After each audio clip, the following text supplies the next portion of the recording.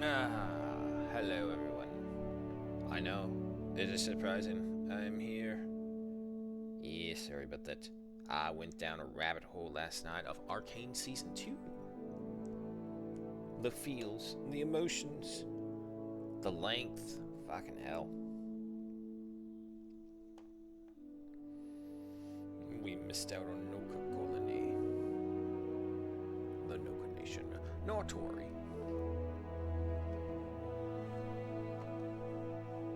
We'll just have to make up for it for a Finding Diamond game. You hear me? Finding Diamond? Because that would be wonderful. Oh.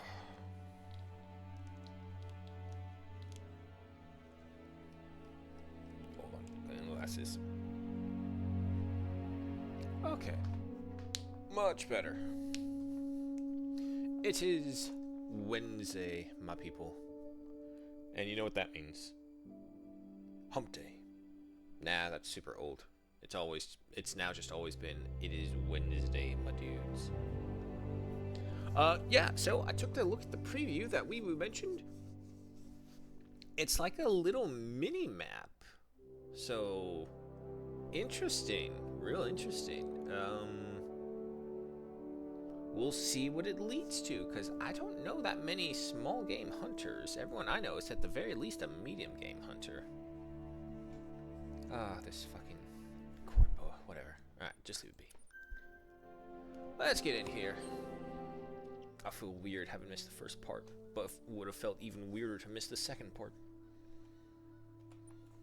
Alrighty, so we have exploration on at hand. Let's see. We'll head up right over there. Time is... let's go ahead and reset the time while we're here.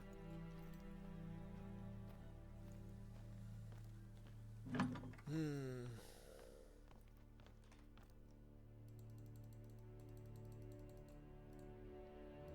6:14. Alrighty, much better.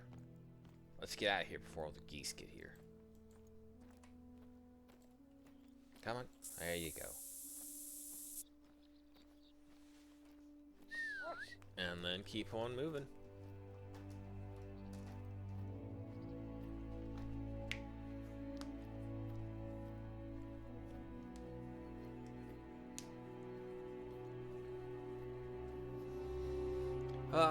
Yeah, but I won't go into too much spoilers. I mean, I realized it in hindsight that I kind of posted a major spoiler in the anime section.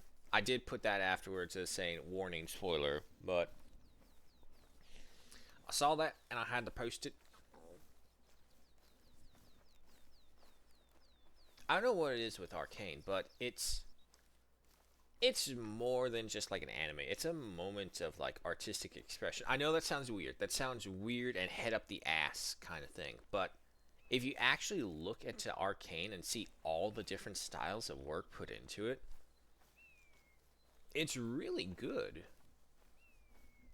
And it is also just that in the beginning, really good.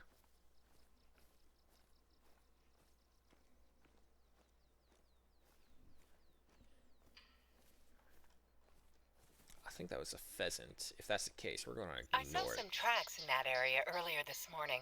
Hold on, I'll send the coordinates. Hello, Tempered. Welcome. Currently watching Attack on Titan. I assume that's what you mean by AOT. And I couldn't be more confused. You and me both. You and me both. I tried to watch Attack on Titan, and it was good for like the first season and a half, maybe even 2 seasons if you put it all together. But then they got into the politicking behind it, and it's like, wait, what? That literally defeats the whole purpose of the original storyline that you brought, you showed us.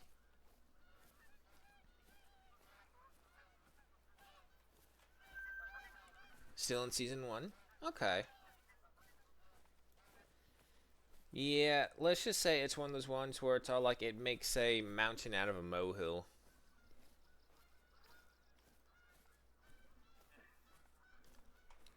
I do. Ugh. There he is. That's a level 6. That's a female road deer right behind him. I think she's chasing someone who's much too big for her.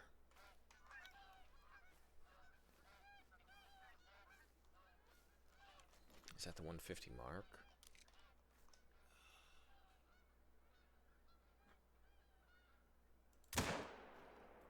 Got him. Perfect hard shot. Let's go, dog. Mostly just confused about Aaron being a Titan. Yeah, I was too. They try to explain it, but it got to the politicking part for me, and it confused me, and then I was bored, and then I just took my attention somewhere else.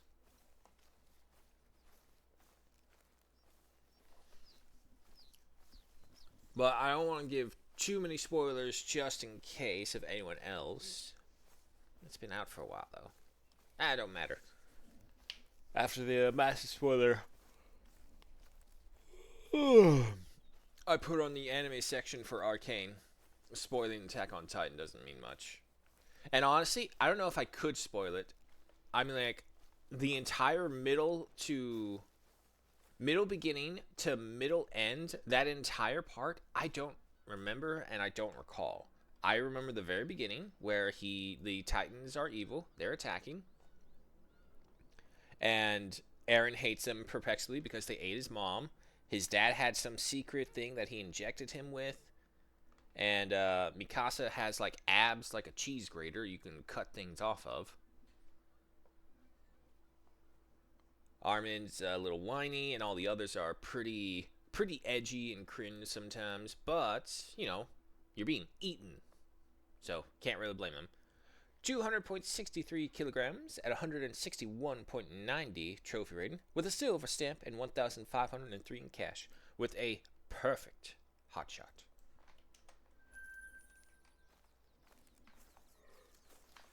That was a fallow. Way over there, though. We'll keep going. The wind's against us as well. Gruesome! Hello and welcome. The ground is white.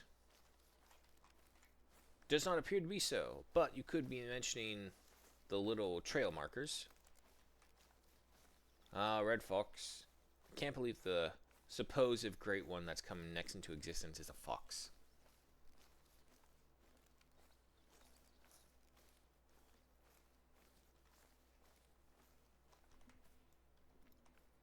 Or, unless, of course, you do mean your ground. That's probably what you meant. Tempered's already mentioning it.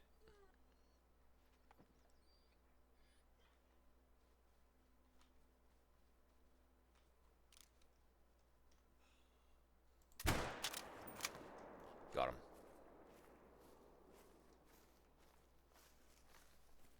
Oh, shit, there's another one.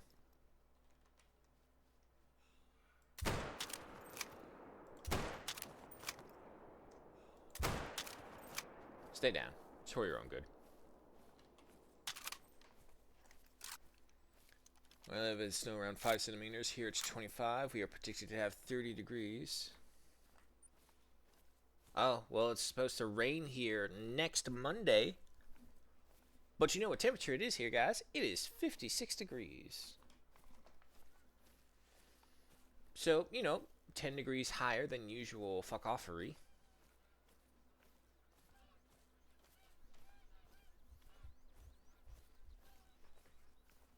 I think I've ever actually only been in snow one time in my life. Like snow. My sister would be much more the expert on this. She moved over to the frozen ass end of the continent in Massachusetts.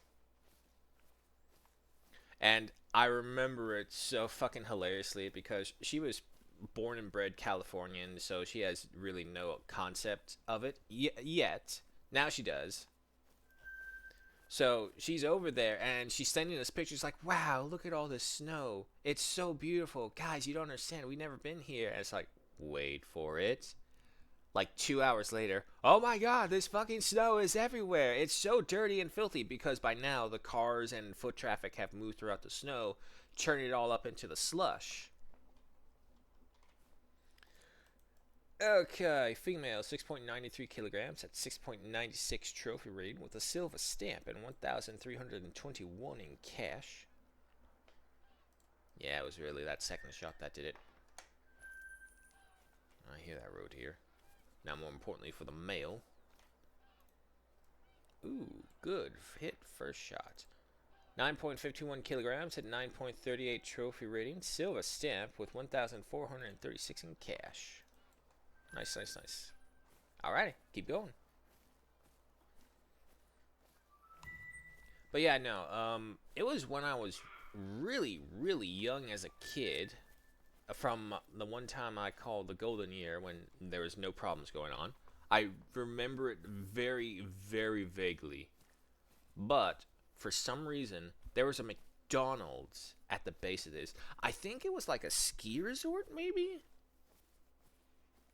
Like I said, really small when this happened. But they took us to a little snowbank from what I think was a former or working but off season ski resort. So we went up there, we played in the snow, and it was fun. It was a blast. It felt more so like ice snow rather than it felt like powder snow, though. Couple little cuts from some sharp edges of ice every time one of those ice balls were thrown. But it was a blast. And then we had McDonald's afterwards, so it was a perfect day for me as a kid. Not even imagining how much of an effort and a bitch it must have been to get one of those old clunker vehicles up there.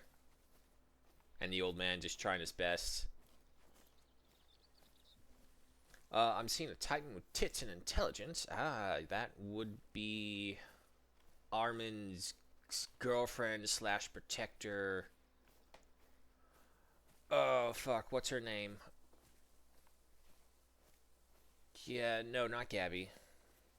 Gabby's Potato Girl.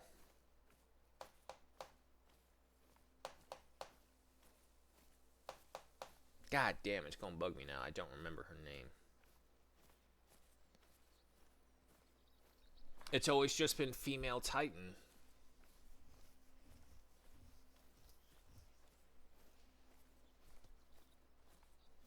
I think she came back. I don't know. There's like a lot of scenes from the manga I remember reading about her. It's like, oh, we're gonna go to. Was it Annie? I think it's Annie. Annie might be the name. Um, was it? I don't remember. I'll just call her Annie for right now. Yeah, Annie was. Oh shit! I may have just spoiled it. I don't know if you've seen this or not, Tempered. I'm gonna shut up just in case.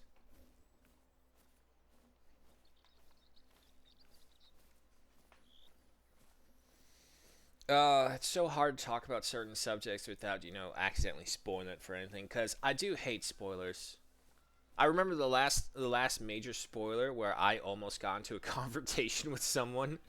I was at a bookstore and they were like just casually mentioning the Harry Potter books, and I was just about to finish it too, and then they mentioned out like, "Oh well, Voldemort dies." Well, fucking thanks. I mean, I figured as much, but Jesus Christ, you don't have to ruin it. Especially when it's a book. You have to take your time with books. Can't just be like mindlessly watching like in animes or reading in mangas and have the pictures tell the story as well. No, no, no. You have to actually read and pay attention and use your mind to visualize it. That's another process onto the other ones comparatively.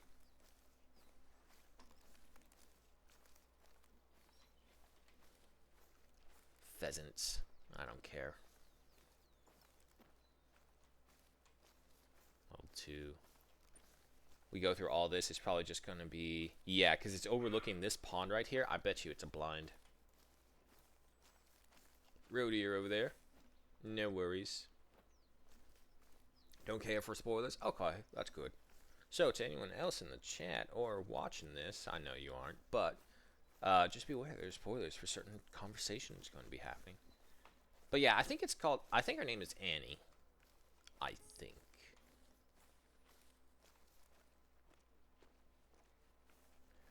Yeah, no, it got really confusing to me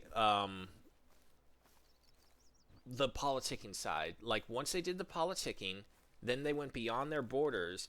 Like literally, that's how it happened for me when I was paying attention to it, and then when my attention came back to it, which drove me away from it. Um, Aaron was still like fighting against Titans. Oh, I'm a Titan. I might as well use his power to kill Titans. Yeah, we were going through that. He was going through experimentations and all this from the other cores. He's like, okay, he's dangerous, but he's also our best weapon right now. And on and on and on. And then I think the season ended, or it was like on temporary hiatus for the manga director to work on the anime for the first few seasons. And then I came back, and there was all this like politicking and cloak and dagger shit. And I was like, wait, what the hell happened? So I did reread. I got back up to where they continued on for, and even then I was still confused. It's like, wait, this doesn't make sense. So I dropped it again, and then I came back, and they're like beyond the wall to another civilization who apparently has been using them as soldiers secretly, but because they couldn't control them, they all banished them to an island or some shit like this. I don't know, but I was confused as fuck.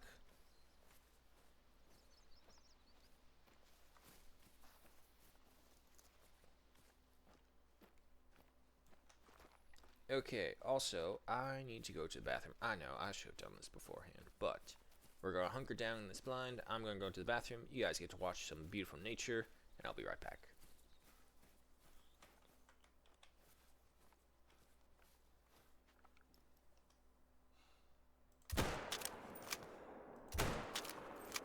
I'll deal with him.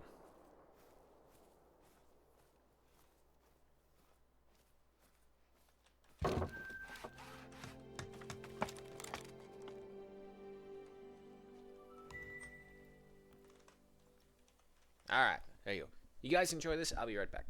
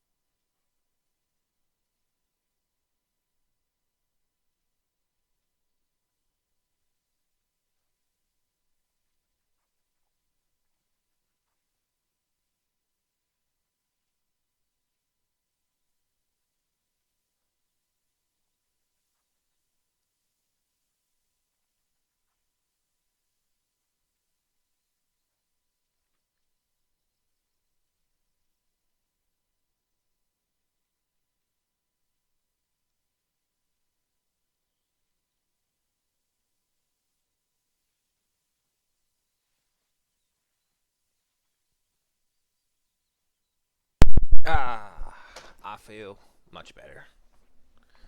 Sorry about that. Okay. Did anything change while I was up here? Nope, that roe deer's still dead. There we go. Don't run, jeez.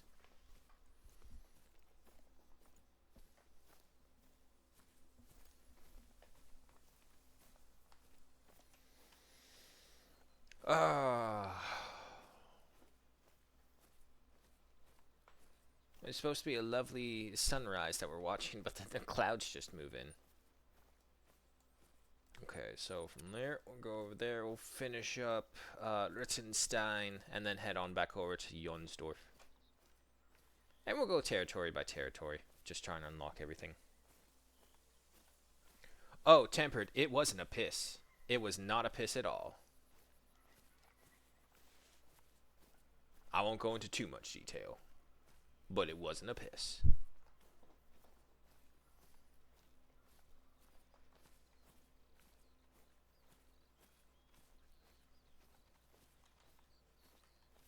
Hello, Mr. Rudia. Hey, look at that, he's a gold. 29.08 kilograms at a 68.40 trophy rating. A gold stamp was 765 in cash. Unfortunately, going to this one does put us against the wind. But it is the path we must travel, so it is the path we will go.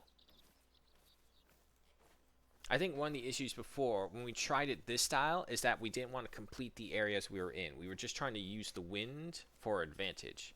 The problem is that can take us walking, because you always want to walk in case you come across something. But it basically makes it much harder to hunt this way. But we can also finish faster because we are getting everything in an area and then moving on to the next area. So it's kind of like the difference between a completionist to fast track routing.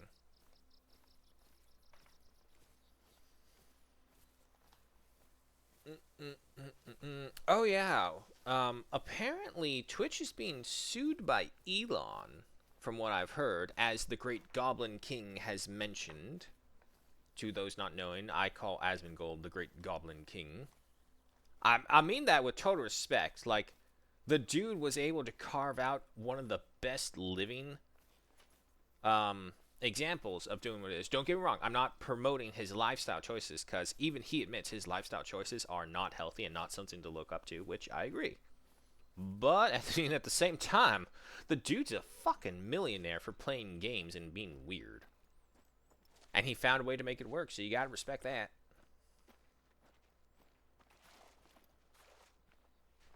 But anyway, I saw on his little clips that apparently Elon is suing Twitch because Twitch was apparently in collusion. It's a fox. Of course, it's on the other side of the hill. It's a warning call. That fox is long gone. Speaking of, respray that. There we go. So yeah, apparently Twitch was in collusion with other advertisers to try to proportionally take away their advertisements away from X platform. The equivalent of that.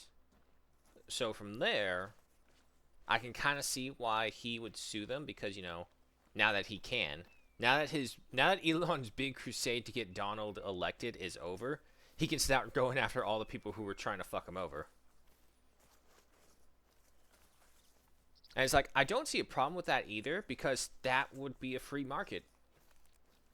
Because they definitely went against it. It's one thing to be like, oh, unintentionally, but if there is, which there is what he's saying, but there's recorded data of them purposely colluding with each other, saying, hey, we both agreed to this about this one thing, so let's not do it.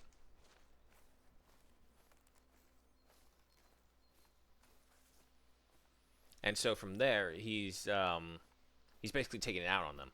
And now he also has probably the biggest backer behind them, which is the president-elect Donald. I can't believe Trump is president again. Really? You can't believe that? I saw that coming from a mile away.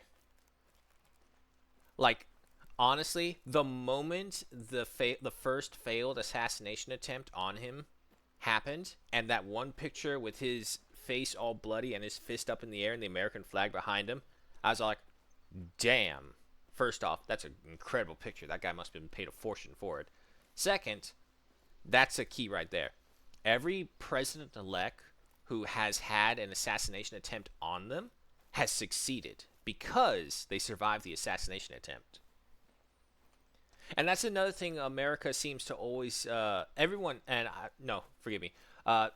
around America seems to always forget. We love underdog stories beyond anything else.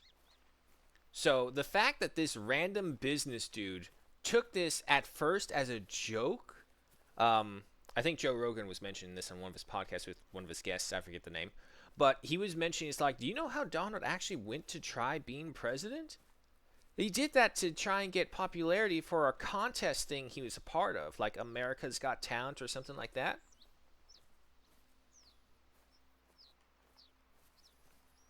And so he was saying he did that as like a little stage performance in the beginning, but then when he got up on the stage, like after the first Make America Great Again rallies that he did, and he was talking to him, he was kind of connecting dots like, oh my God, wait, this could actually work. Is what they're saying. So obviously take it with a grain of salt.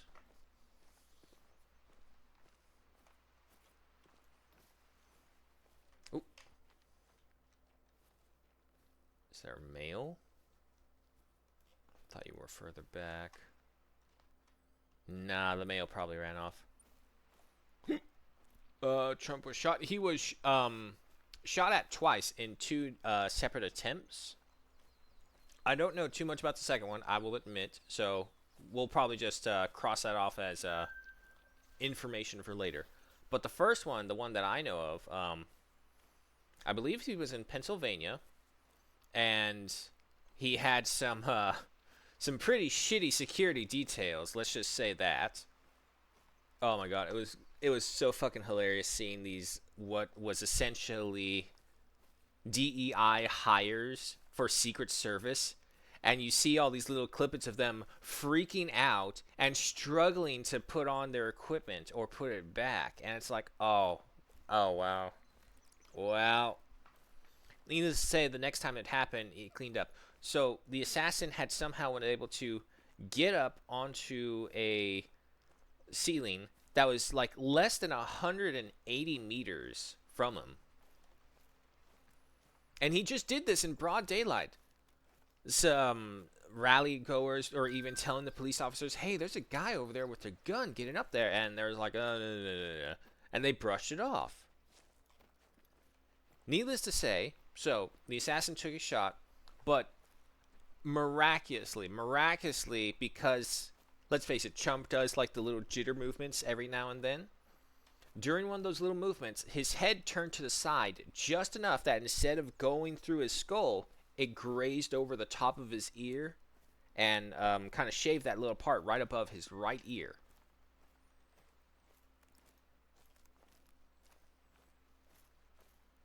That's a blind. Figured.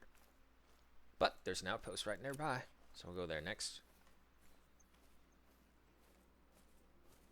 And unfortunately, during this whole thing, the shots were going out. It was like a semi-automatic rifle. They fired several times, but it was definitely a character who did the shooting. Someone who I think was probably easily brainwashed by the radicalism of the mainstream media. I do honestly believe that, because he's definitely was a character. So, unfortunately, there was a loss of life of a fireman right there who threw himself over his family's body, and that to me is the saddest thing about that. An innocent rally goer was killed because of this guy. So, no mercy from me. I don't care what his motives were. He killed a completely unrelated person. So, yeah. No mercy, no care for them. So law enforcement and security in America is shit. Oh, it's been shit for a couple decades, man. Unfortunately, it had a lot to do with defund the police movement. Stupid idiots. Oh, defund the police. Crime surges all-time high beyond all belief, and we can't figure out why. Look, you may not like the police. You may not care for the police. But you have to accept the fact that not everyone on this big, beautiful ball of a planet that we call home is good. Plain and simple. So instead of having just monsters roam about, I'd rather have monsters in uniform who know their limitations, but can also express their monstrousness against other monsters. Using the wolf to defend us against the wolf packs out there, so to say. We, the innocent sheep who just want to live our fucking lives. I only probably got 80 years on this planet. I don't want to waste any of them bitching about you or worrying about you. Alrighty. Gotten. Next. But yeah, no. And then the defund the police movement came by, and whatever budget a lot of these police stations had was slashed.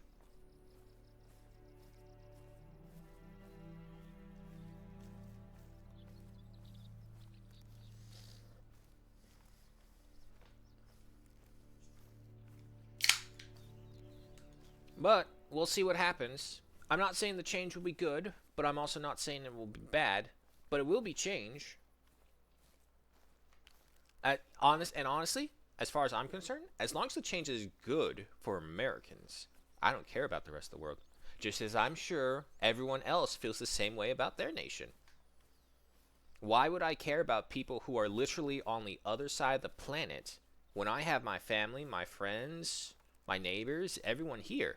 I don't care about the other side of the planet. I honestly don't. Yeah, female roe deer. Don't care then. Like, yeah, we can be friends. As a matter of fact, I want us to be friends. But you're a friend, you're another nation on the other side, or you're an enemy. There's kind of those three options, really. And most of the time, the categories fall into the first two. You're a friend from across the planet, or you're another person who lives in a nation across the planet. It's a fallow. It's not really big. Not for a fallow, at least. We need like a 4 or 5. It's fine. Unfortunately, with the wind going against us, like I said, it's going to be difficult to hunt anything.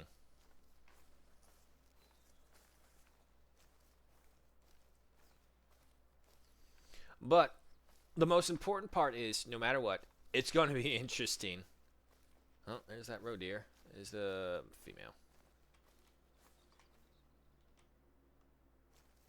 So, rabbit. Oop. Little bunny, you seem to be lost. Is there a bigger one? No. Where we at?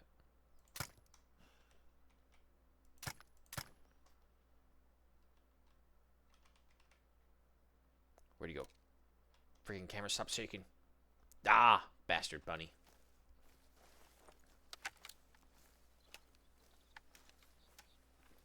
They must have dumbed down the bunny's senses, because even with the wind going over here, that was relatively easy to get onto this warren they got here.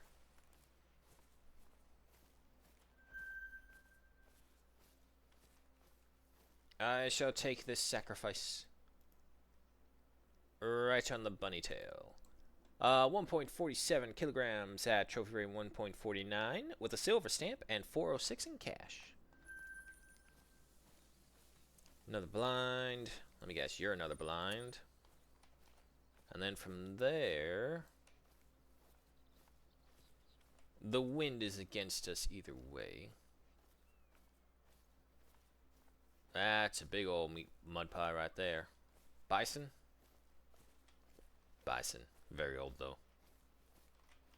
Alright, so we got that one.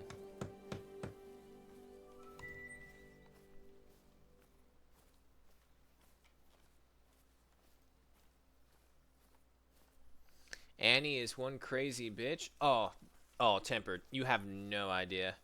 If you're planning to watch the series throughout the whole thing, you have no idea how crazy they are.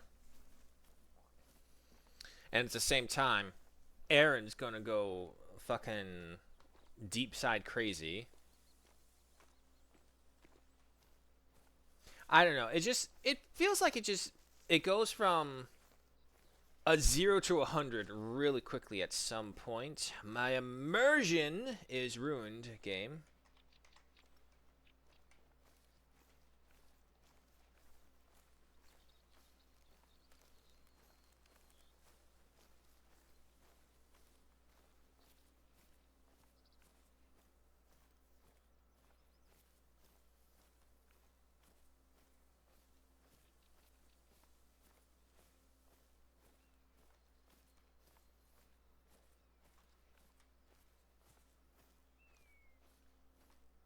This fog bank is not helpful at all. Oh shit, is that another outpost? No way. No way there's two of them that close to each other.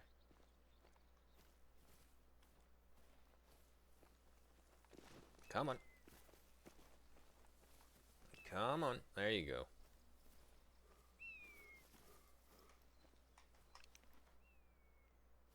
It's that same level 3 fallow. Oh boy, oh boy. Alright, well the wind is on my side. We could follow the lake right around over here.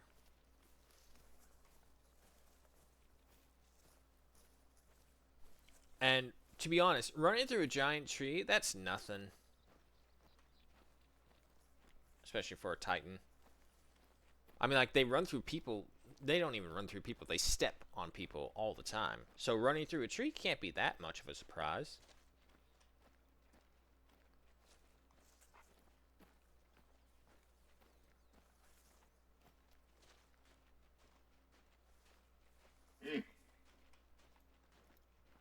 I can't see anything, so no point to worrying.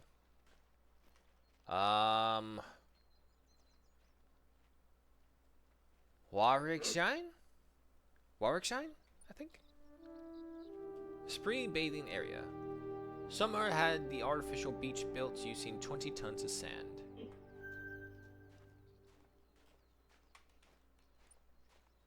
Okay, yeah, you know what? We'll use this because the wind is on our side. So we'll go all the way around the lake. 1.1 kilometer. That's not too far.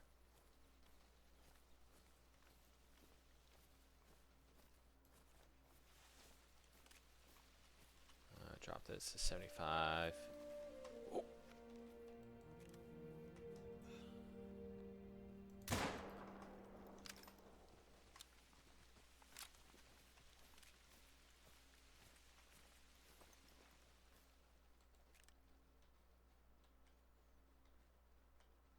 Bunch of females. Yeah, that's fine.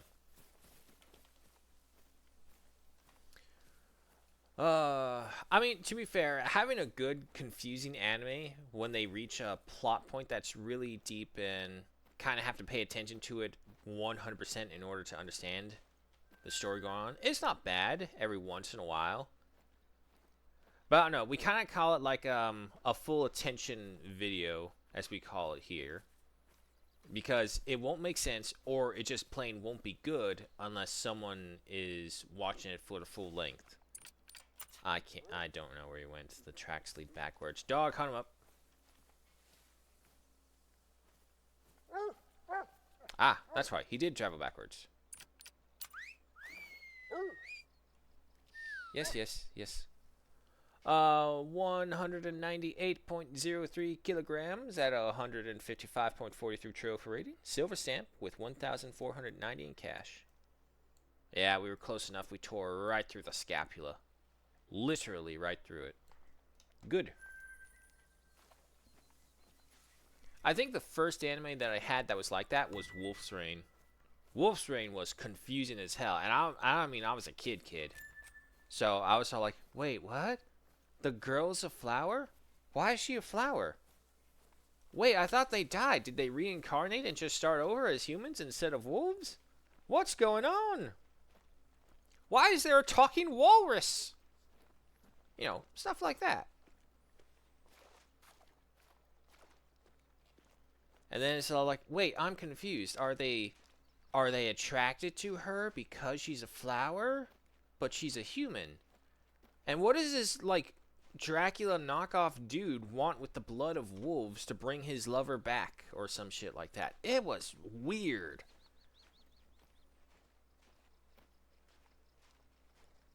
And then, like, the wolves were being used as slave labor. Now, mind you, these wolves don't turn into the awesome werewolf type things. We're talking, like, um, a regular version of Twilight werewolves, where they just turn into wolves. Mind you, of course, like, full-grown, full-bodied wolves, so they're pretty strong, but just regular wolves in the end.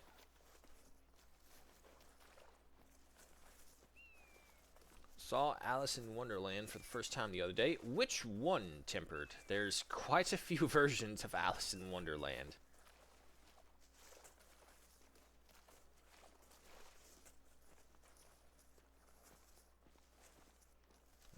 No one else down by the water. What time is it? 9:30? Maybe close to time. Usually it's like 10 or 11.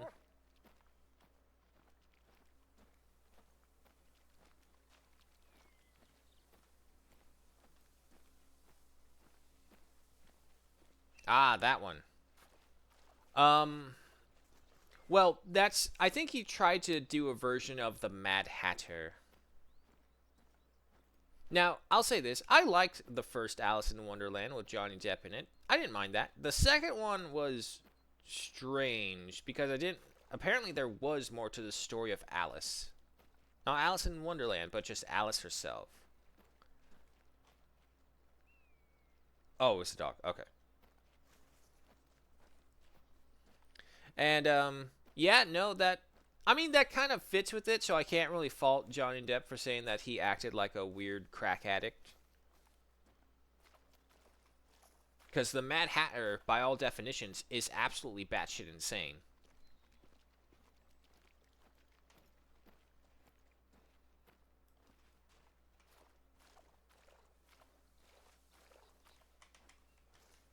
A fallow deer that's fleeing. What did I do? It's probably because I'm walking out in the open. That's the only thing I can think of, because the quiet... Wait, we're at 2 red bars. Why are we at 2 red bars? There's nothing to make sound on. We're on sand. And you can't check your weight through this as well, so that's dumb.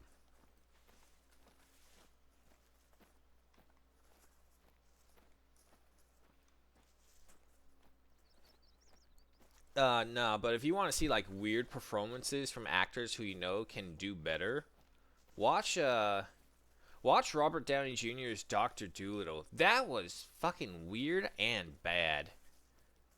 When we went to see it, we were all thinking like, "Oh, hey, Robert Downey Jr.'s new movie? Wow." His last lawyer one wasn't too bad, so it's like, "Okay, let's go see it." It's like, "What the hell? Why is he acting like this?"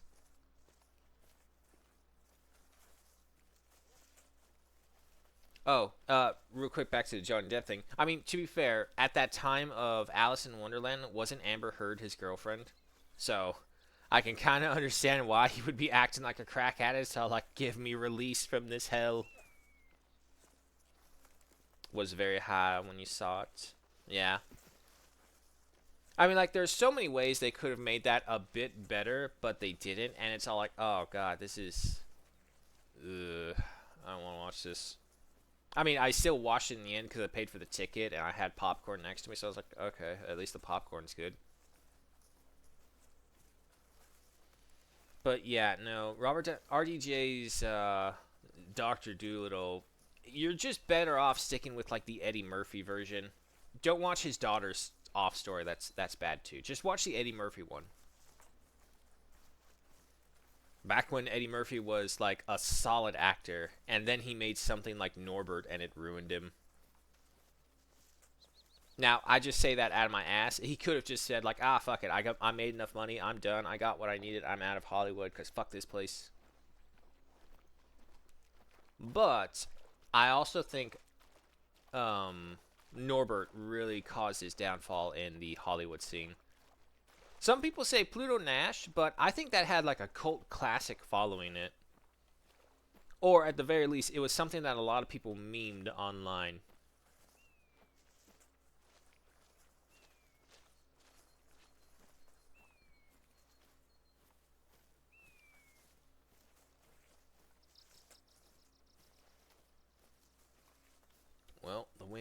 was on our side, but not anymore.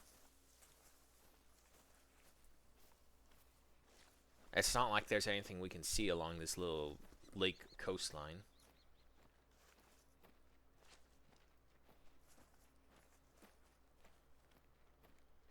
And I'll admit it, like the first two Eddie Murphy Dr. Doolittles were the best ones. The third one, take it or leave it. Oh, fuck. Can we get through this? Please don't tell me I have to backtrack. It's pretty deep. Nope. Damn it. Alright. We'll run for this because it's just gonna take too long.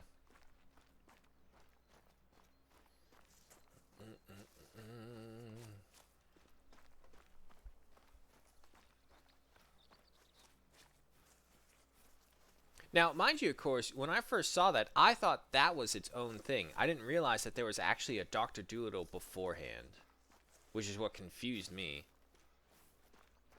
So it's like, wait. And if I'm not mistaken, in the Eddie Murphy Dr. Dolittle, you actually kind of watch the very first version of Dr. Dolittle. I think he's like talking to Mr. Ed the horse or something like that. I don't know. It's really old TV, even by my standards. So.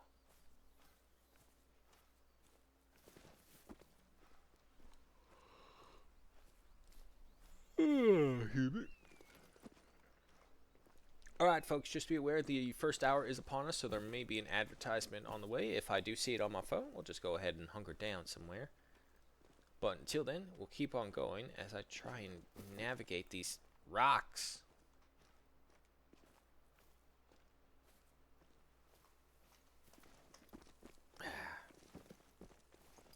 Come on. Come on. Nope. Nope. Come on. There you go. There you go. Up. Up. Good. Up, up, up. There you go. We're getting it. Nope. Nope. Hold on. Hold on. Hop up there. Hop up here. Hop up here. There we go. We got it.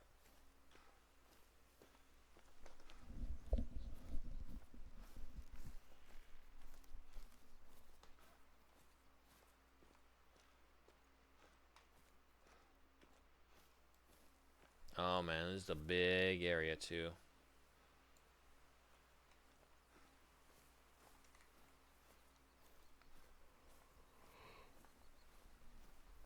Gee, mate.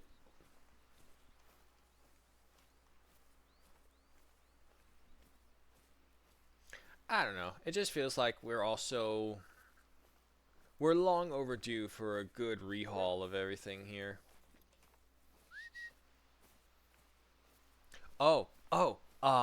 Did anyone see the trailer for the live action version of How to Train Your Dragon?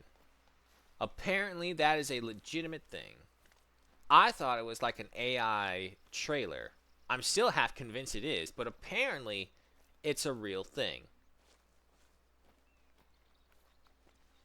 So that'll be interesting. However, from what I'm also hearing, they've also race swapped Astrid.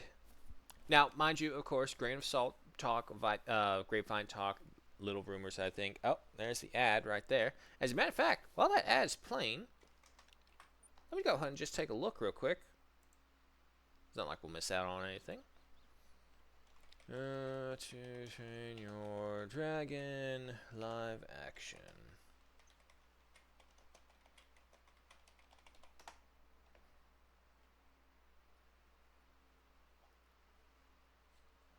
Yep, no, it's a legitimate thing. It is not AI. I was not going through a mental break or anything like that.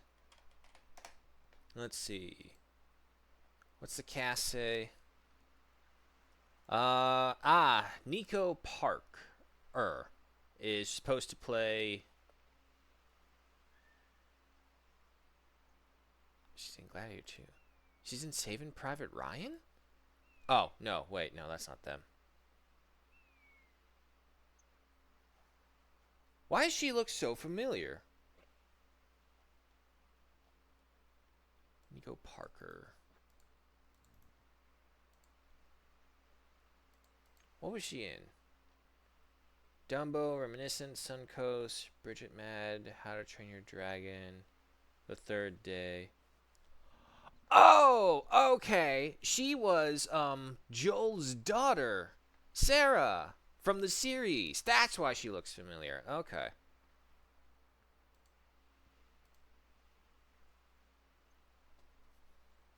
She goes from that.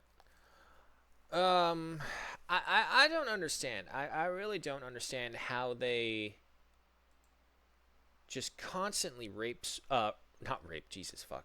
Race swap this, and they're like, okay, yeah, no, that's just how it is. Oh, well, you don't like it? Well, you're a racist. Well, you're the fucking racist as far as I'm concerned. You're trying to erase the Viking culture. Anyway, I'll watch it just to hate it properly and be sure. My favorite quotation that I've ever heard was actually from the Castlevania thing, the anime one, the recent ones with Trevor Belmont, that one. And there was an artificer. Oh, being text. What's going on?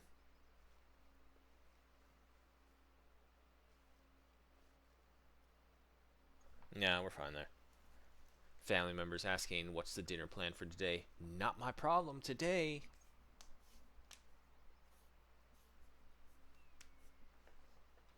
But anyway, yeah, I've seen it and I actually kind of like it. It's been in the works for a while now. Ah. Yeah, no, but as I was saying, a quote from the Castlevania anime series, I forget her name, but it was like the seductress vampire talking to the smith that she had captured and seduced. If I want to hate something, I want to hate it properly. Ooh, castle. You know, all my time on Hirschfeld, I've never actually been to any of the castles. Could never find any.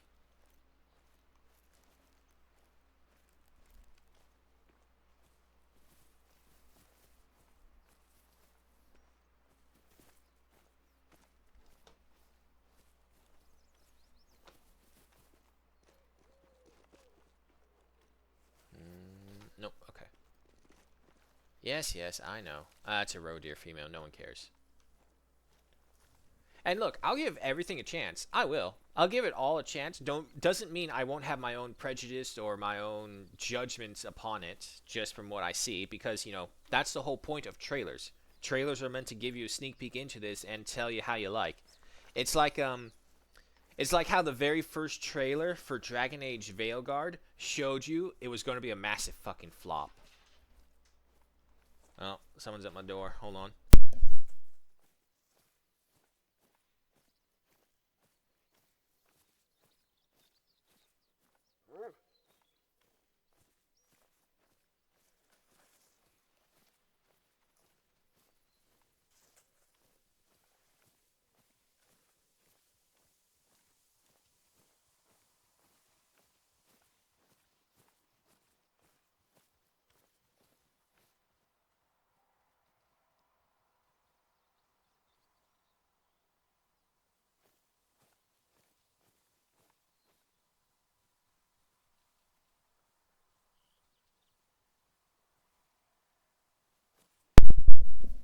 Family member.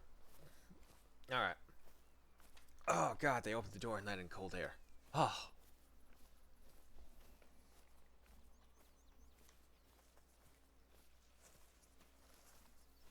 We apply this. Very nice.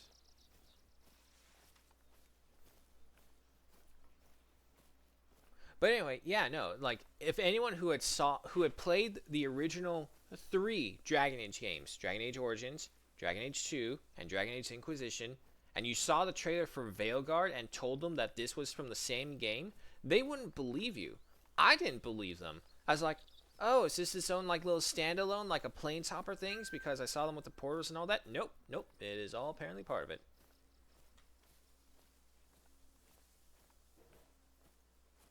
But the happy-go-lucky feeling that they portrayed in that first trailer for Veilguard is like, this isn't Dragon Age.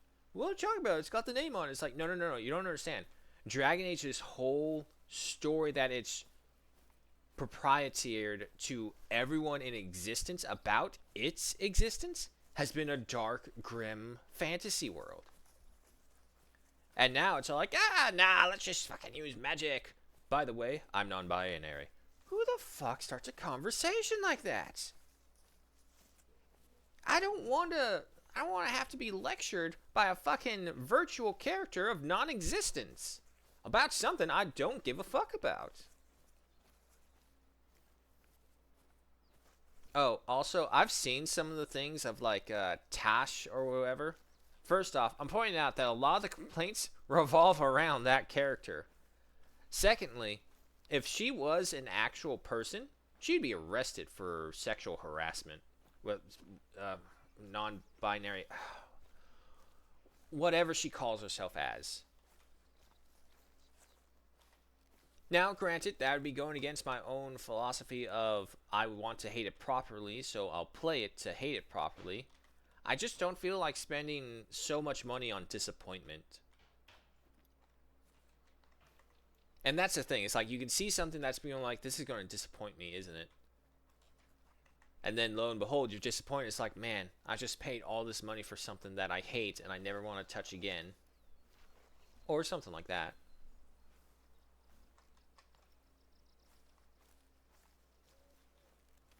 No, no, no, no, no. We're going up to this castle. There's got to be something up here. A shed, maybe.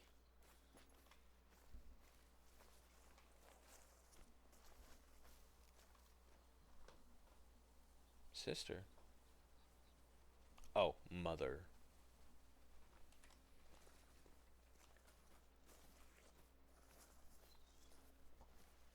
I thought my sister was texting me for a second. Nope. No, sister's all. If I'm right, sister's asleep right now. Being on the other end of the continent and whatnot. She might be awake. I don't know. Their schedule changes over there quite a bit, so it's hard to keep track sometimes.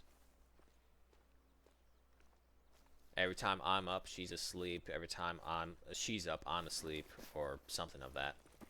Come on, come on, come on. There you go.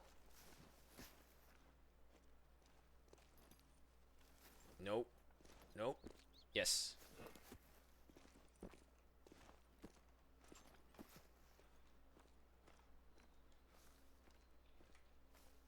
But yeah, no. I mean, trailers and all those things. Like, if you get the trailers wrong, you could ruin your entire thing before it even comes out. What's another example? I don't want to say Gladiator 2 because is it even out yet? I don't know if it's out yet. Oh, fuck's sake. No, no, no. Don't you dare bounce me. But when the first Gladiator 2 trailer dropped, I was actually kind of excited, thinking like, "Oh, okay, this will be interesting, but it's definitely a sequel no one asked for because they ended it perfectly as far as I was concerned. The first Gladiator was probably one of the great standalone movies that had the perfect ending for it. For that story, obviously. And then they started introducing this hip hop stuff for it. And it's all like, okay, hip hop has its place, but in Gladiator? Have you watched the first Gladiator movie at all? I don't know. Maybe it's because I've already experienced something with literally this exact same name. The only difference is it has a 2 or subtext at the end of the word saying this is the sequel. Released on the 15th of November in the UK. Ah. One more second, guys.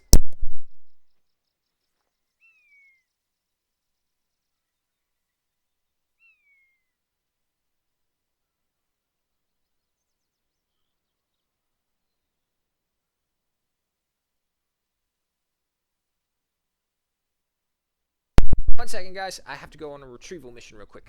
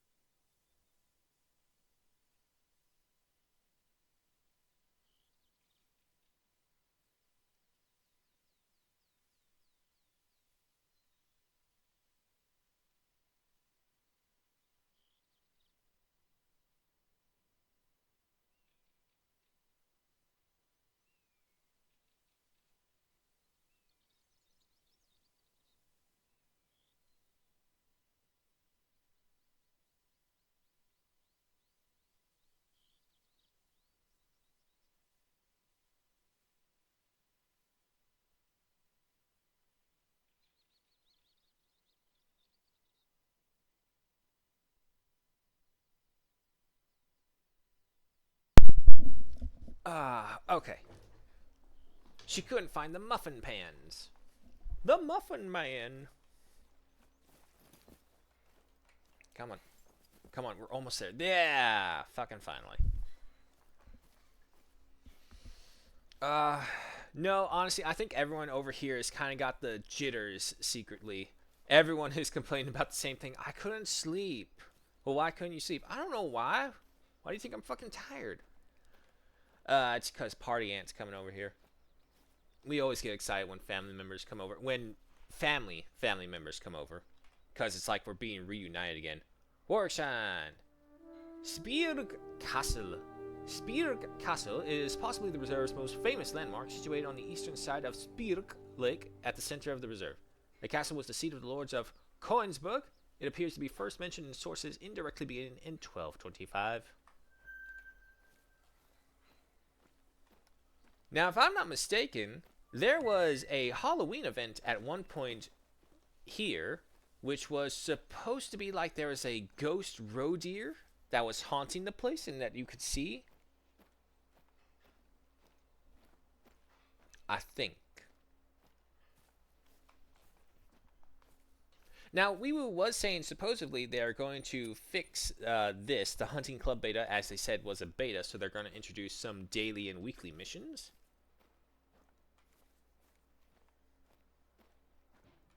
Aha! I was right. What's this? We can just pick it up and look at it. And we got a level up from that, too. Awesome.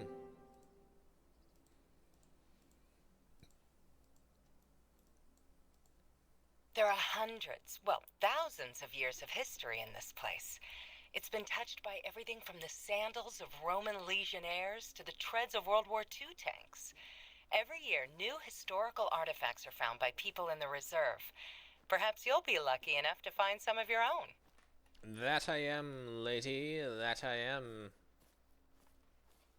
Now, let's just go ahead and walk off this reserve with those historical artifacts. Dibs! Ah, Spreeberg. This is the place you've probably seen on every Hirschfelden postcard. Spreeberg Castle, overlooking the lake at the top of the hill. Yeah, I don't even have to sell it to you. It really is picturesque.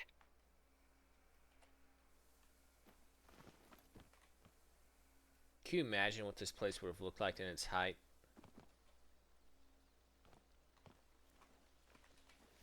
Glorious what humankind has accomplished. Alright, let's go... If I turn a bit more this way... Yeah, no, that's still out of the air range, so... Also, I did level up. No points for it, though. Okay.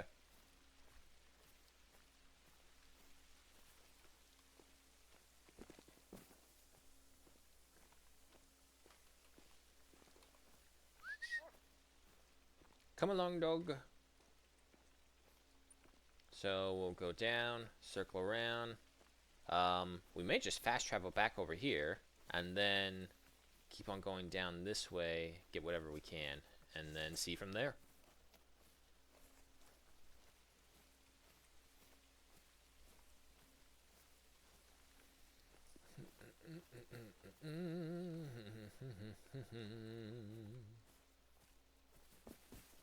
Yeah. You know, that's another thing I would just like to talk about because it's a subject I like talking about.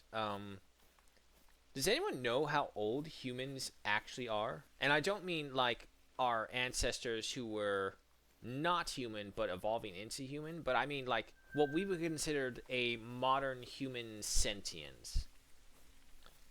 And I draw this back to the Josh Gates Expedition Unknowns. Not saying his discoveries are lesser or monumental, but he makes you ask the questions, and that's what I appreciate about his works. Like, he found this city called La Mirador, which is old, and it's in South America. The problem is, it's like older than several of what was considered at one point the oldest locations of human civilization. So there's this whole thing where it's like apparently South America had several super empires, like before the Mayans, before before oh god, who did the Mayans base themselves on? Teotihuacan? I think that. They based themselves off of that, and the Aztecs based themselves off them as well. So as far as we know, a lot of the most modern South American societies based themselves on existence from the civilization beforehand, which was the Teotihuacan. The thing is, when Gates discovered La Mirador, these guys predated the Teotihuacans.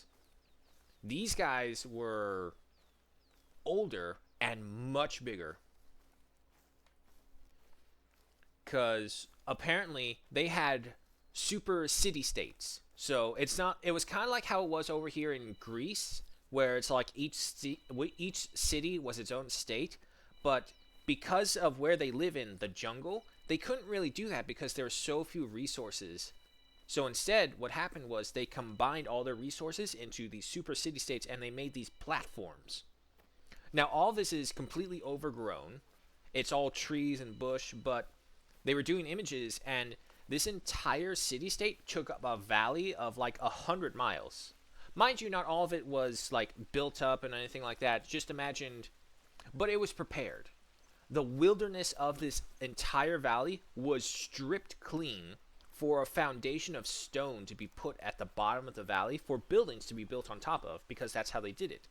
It was the only way to build in the jungle without having the forest literally overgrow your land.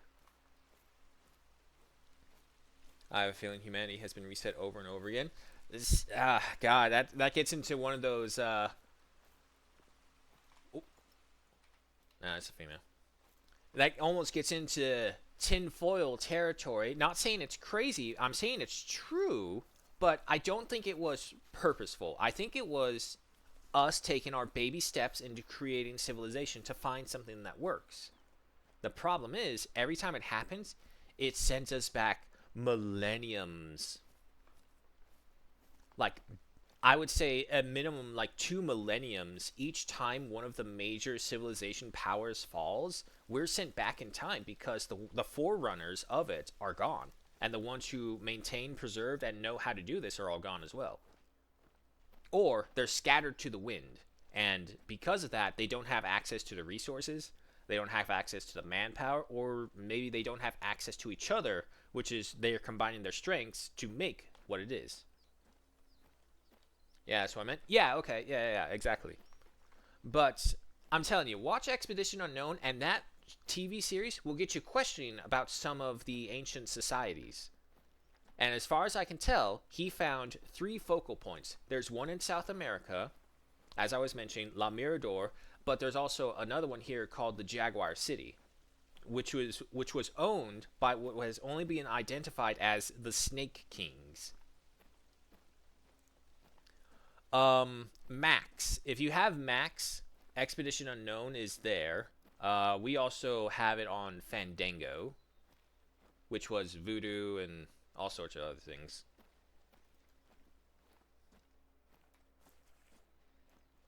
I'm pretty sure on YouTube as well, there's probably just a bunch of snippets that you can they put together somewhere, and you can get the gist of it right there. Is usually what I do sometimes. But from there, and each of these super civilizations had one thing they were really good at. And the Jade Serpent Kings, it turns out, they didn't really have gold mines at all. What they had instead was salt. And as we know, salt back then was even more valuable than gold. And that was true in every civilization of the ancient worlds.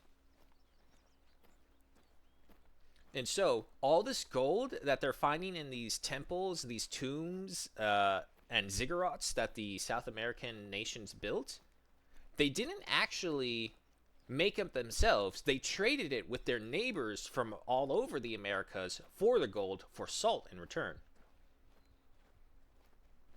And that was how they became so powerful. They were essentially the first traders of the Americas, and they were salt traders. One of their other strong features was that in order to avoid the creeping growth of the jungle, they plastered their whole settlements in this white plaster clay. And they raised everything up by like 20 feet into these high walkways. So they're trying what they're trying to do is they're trying to cut a 3D model of what these places look like beforehand, just of the information that they know of and what they've dug up. So they built raised dirt ground earthwork platforms that are like 20 feet high, are coated in this white clay plaster, and then they crisscross all throughout the jungle valley. Claim this. And then you have these foundation plots where the temples, the cities, the homes, and all that was built. But other than that, it was the pathways going through it. And it was all covered in this white plaster. It turns out the reason that they do this is because the white plaster was water resistant. So, and that was the biggest key in there, because there was no fresh water, no major source of fresh water out there. So, as the rain falls, they became master at collecting water and preserving it, essentially. They try to, at least. I'll get that. That's further along in the story. But as it rained, all the water condensed down into the jungles and just built up from right there. This also had two unexpected side effects. One, it actually gave all of their cropland much more fertility for the soil. So they were growing crops like nothing. It was almost like the equivalent of a self-made Nile River. In the sense that when the Nile River gets high, it brings up all the nutrients and reinvigorates the soil, and then goes back down, and then you can replant. This thing happened here in South America as well, where all the rain flushes down from these plaster and floods the fields with these like very nutrient-rich muds from the plaster clay. The problem became that the plaster clay also blocked off any absorption of the ground underneath of moisture. And so as they're plastering and plastering and plastering, soon enough the ground is not getting any of the moisture it needs to revitalize. It's getting the nutrients from the runoff, but it's not actually maintaining. It's drying out, and any plants that they should grow in that ground is no good anymore because the soil is too dry underneath it. And so that is what they're hypothesizing happened to the societies in South America. They were the architects of their own destruction, in a sense. What's that? What's that? It's just a little 4, but it's something that we haven't seen in a while. Oh, boom. 50, 25, 0, down. Good. Good hit.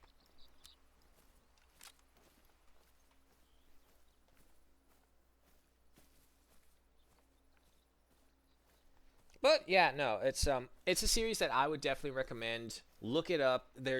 He brings up so many interesting points that are just like, take it or leave it, or just be like, nah, I don't believe in that. But as long as it gets you questioning, and he said that in an interview. What do you say to all the people who say, oh, you're just a TV show host, you have no real scientific background or anything like that? He's got like a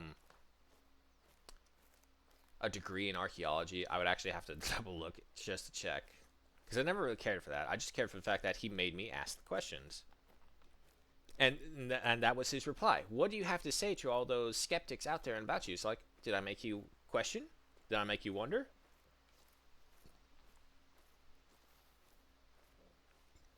Oh, excuse me. Dibs. 184.22 kilograms at 114.42 trophy rating with a silver stamp and 1,421 in cash. Right through the spine and the left lung. Alright, so from here, we double back to over there.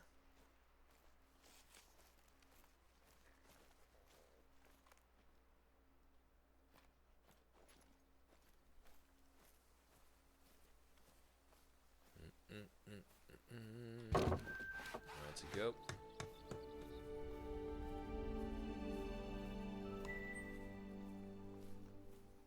But yeah, no, I think we don't give our early ancestors enough credit, essentially. The people were geniuses. Vicious, don't get me wrong, vicious fuckers. But they were also geniuses in their own right. And honestly speaking, if you actually bring some of those people back to now and just look at what they're capable of, not their common sense as of the modern era knowledge, but just their capabilities and knowledge back then, I'm pretty sure a lot of them would be much smarter than anyone in the current era.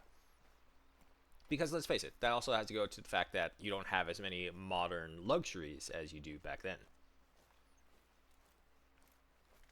So that engineer is also probably a mathematician, a carpenter, a warrior, almost always, and is also to some degrees possibly a writer of something, or chronicler, as I'll say, because it's not just always writing. Sometimes they leave their legacy behind in stone.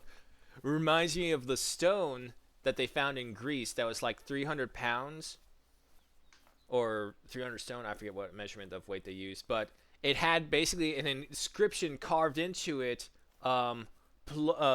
Someone's name, son of someone, right here, and it was all in Greek lettering. And it's like, huh. So now we know who these people were, and he was able to lift this stone above his head.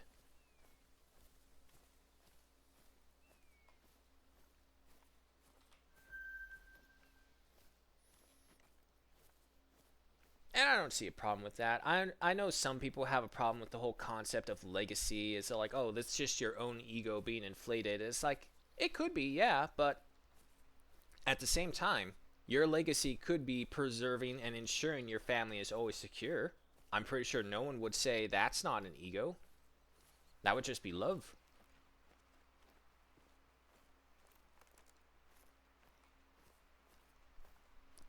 Two sides of the same coin, I suppose. You can make the argument for both. I think like the most anti quote unquote legacy person that I can imagine or know of, or at the very least most vocal about it, would be Mike Tyson. I have not seen the Mike Tyson versus Logan Paul, whatever fight that was. I didn't care for it. I already knew it's like this is just a big money grab for them. The dude is what, 50 plus? Don't get me wrong, he looks great, but he's 50 plus. I feel old as fuck at 31. So how the fuck does this guy feel? And he's like being called out to box this like young upstart champ. And don't get me wrong, Logan. From what I can see of Logan Paul, he's actually taking it to heart, the training at least, because he definitely looks different compared to what he was when we first saw him on the internet. And like, Mike is 58. Oh Jesus, dude. It's okay, Mike. We get it. You're one of the most badass people out there. But in other interviews, he like goes through his collections and he's like, these trophies mean nothing. Before they meant the world to me, now they mean nothing. And he's always going to say like, oh, legacy is just your ego wanting to leave a mark, scar the earth in some way. And it's like, what? No, it's not. It's Mike. Who hurt you? I know a lot of people hurt you, but who hurt you to make you feel this way about your accomplishments?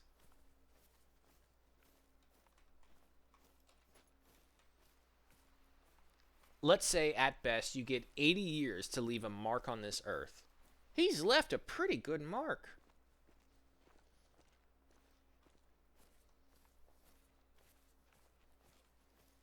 But at the same time, you have to consider he probably hurt himself. Oh god damn it! Stop hiding right, literally. Oh fuck! It's hard. It's hard. It's hard. Stop. It's okay. It's okay. It's okay. It's okay. It's okay. Nope. Wait.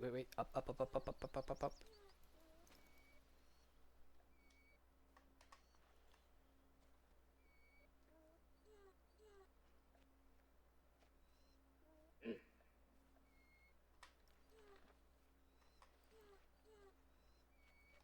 There you go. There you go. Move out. Move out. Move out.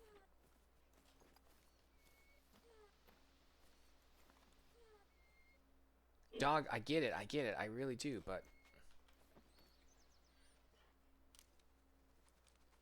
you're not helping either right now.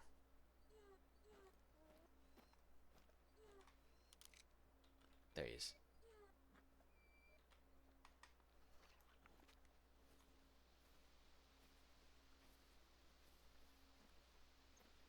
Does that run? I don't see any running.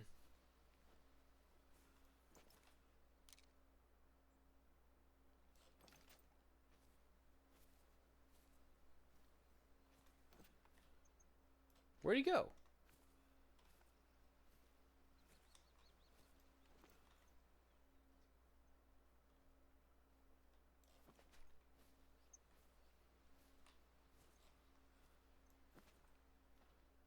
He's in here somewhere. Alright. Just sneak forward, I guess.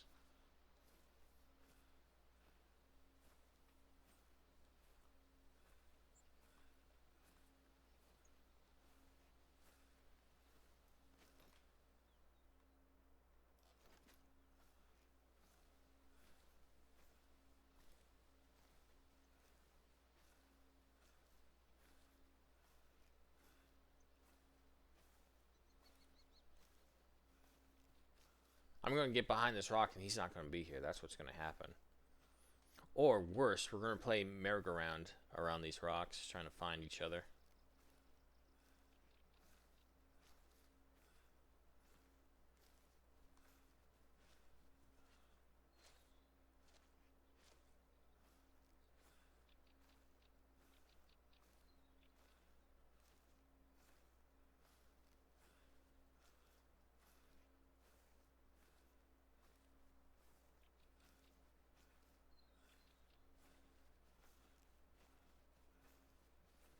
Where the hell did he go?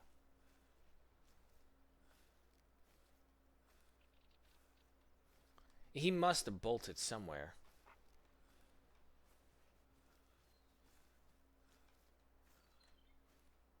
I see tracks going there, but they could easily be old tracks. What? No, there he is. He's still here. He's still here.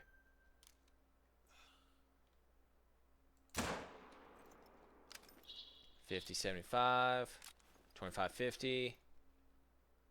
He's down. Nicely done.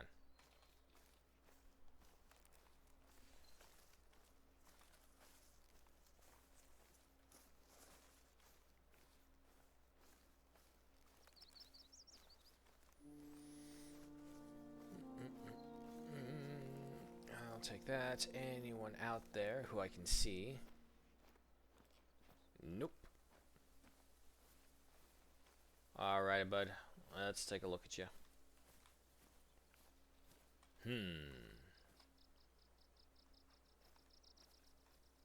Gold. Yeah. 210.23 kilograms at 187.63 trophy rating. It's relatively low tier gold. Gold stamp and 1,551 in cash.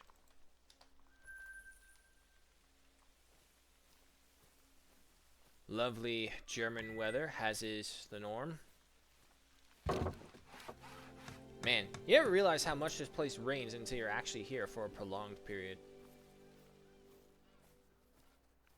Oh god, not them again. Level 2, level 3, level 1, I don't care.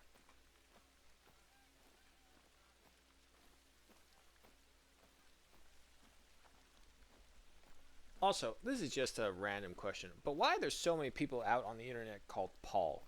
Jake Paul, Logan Paul. It's weird. Who, as their last name, names their kid Paul? No, I guess that could be just their usernames. I don't know. I never bothered to care enough about those two personalities to actually look them up. Maybe I saw them in passing in some video, but I don't really remember. Goose territory, that's for sure.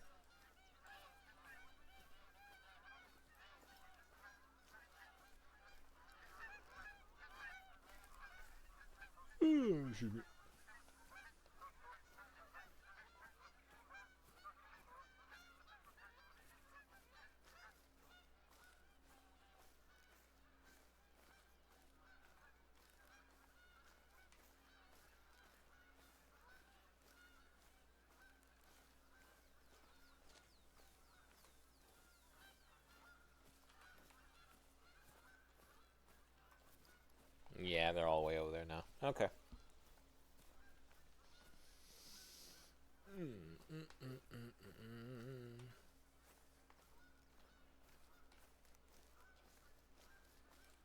There, we gotta collect these ones over here. We gotta hit this area over here. Yeah, no, it's just a slow process is all. Speaking of, go ahead and reply this. There we go.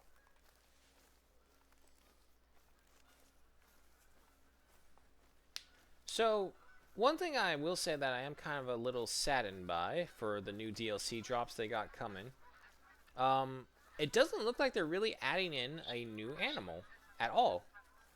It's just a new mini map for a small game. A couple weapons, the new great ones for the foxes, but that's it. Like, if you're going to give us a new reserve, at least one new animal, very minimum. I can't think of a reserve that was, when introduced, didn't introduce a new animal to some degree.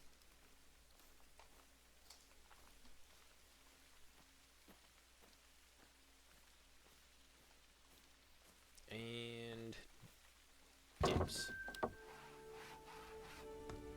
Alright, so from here, if we go that way, the wind will be against us. If we go this way, the wind will sort of be against us. Okay. Yeah, we'll go this way, mop up all this, and then just kind of loop around right over here. I'm pretty sure there's going to be something right here. So we loop down, get all this, go through out here, and double back this way. Perfect. A master plan, if I do say so myself.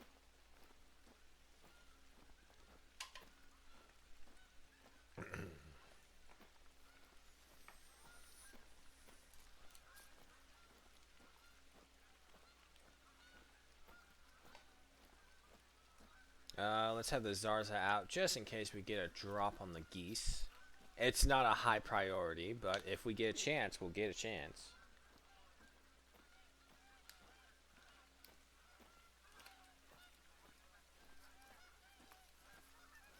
Let's see what other...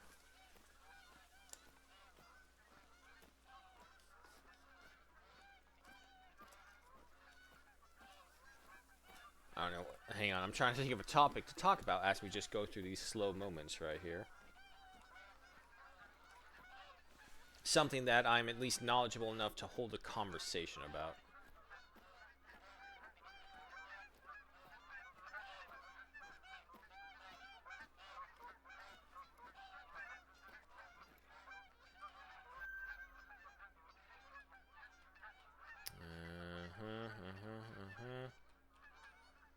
Don't care about any of those. Ah, it's a level 4.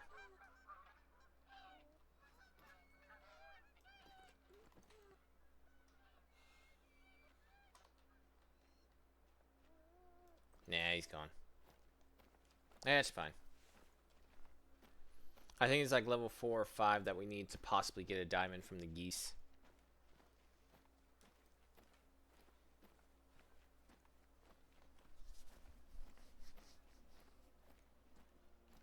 Now, supposedly, Arcane is supposed to have like a 12-season story. That's what I heard, but I heard it might change.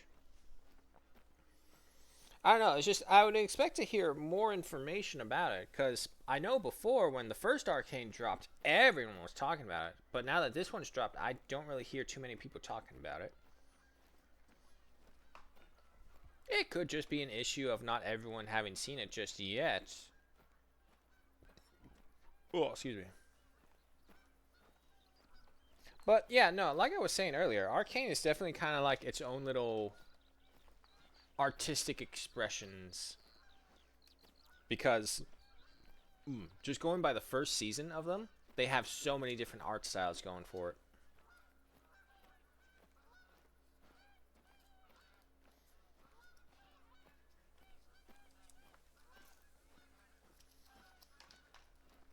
Also, I'm just saying this, but the whole Vi and Caitlyn thing going on, that's probably not gonna work. And I don't mean the sense in like, oh no, they're couples, they don't work, but it's more so they're two completely contrasting personalities. I get opposites attract to some degree, but let's just say they're a little more crazy than a lot of people take for granted from them. Massive, massive psychological trauma for Vi, minimum. Don't even get started on Jinx for that kind of trauma.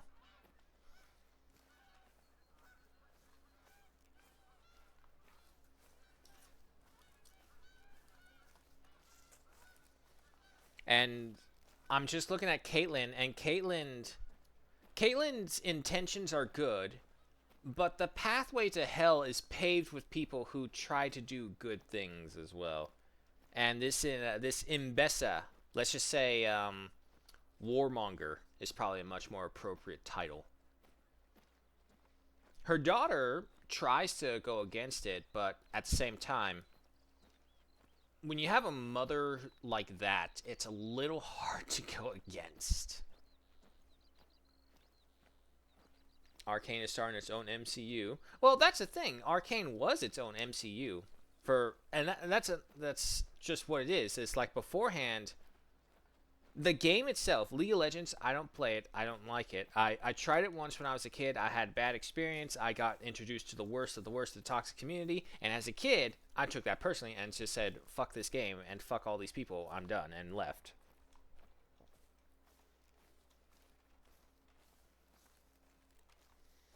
But the story behind Arcane, League of Legends, is very wide.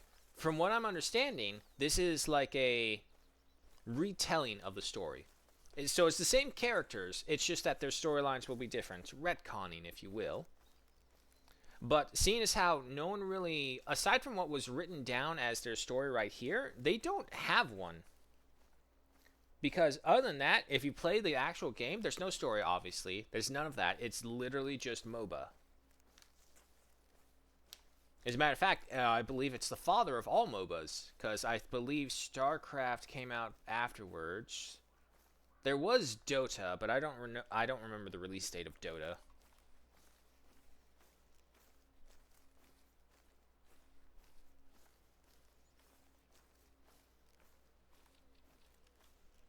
League lore pretty big, but the gameplay is shit. Yeah, yeah.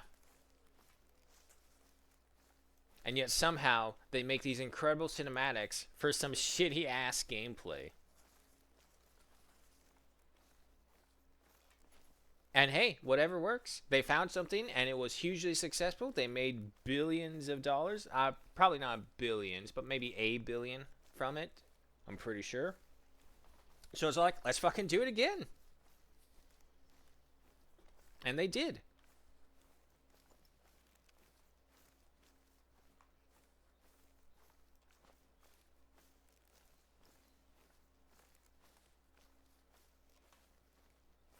Yeah, the wind is not really in our favor for this.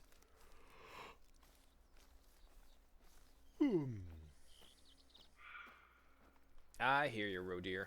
I just don't see you.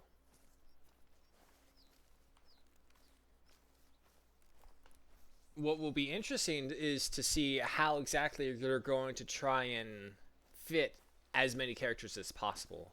I got a feeling they're going to try and do that. But they have to be careful about that, because if not, it could be a massive lore dump, which, for people who do not know lores or the game, could be pretty overwhelming. Nope, come on. Come on.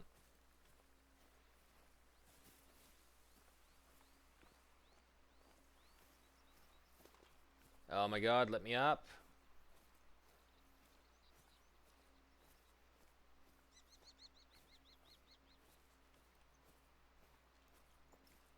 Nope, ambient bird.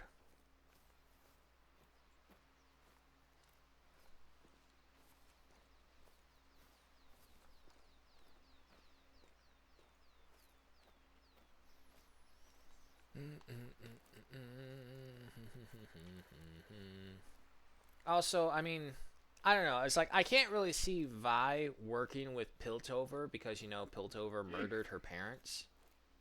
It's another red deer. Ah, I hate hunting in hills.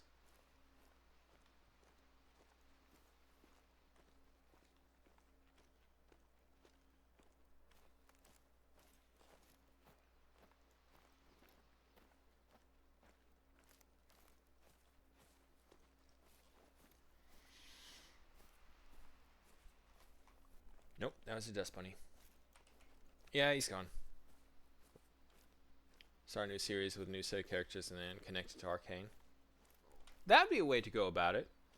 Like, have the set storyline go so far. Like, this is the storyline of Zoan and Piltover, and then they'll switch over to another storyline, and that place is either indirectly or directly affected by the events that happened between the two nations.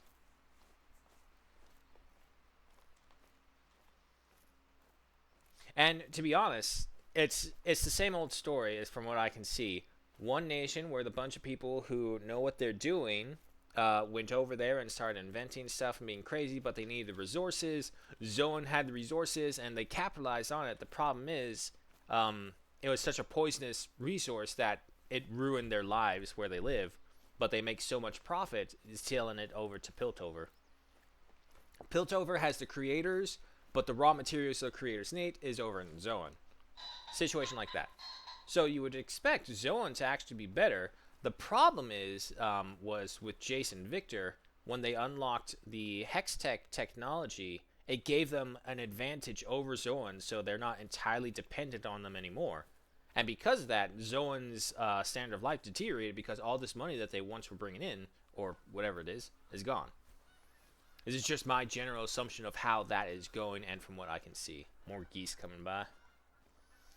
Please, no more geese.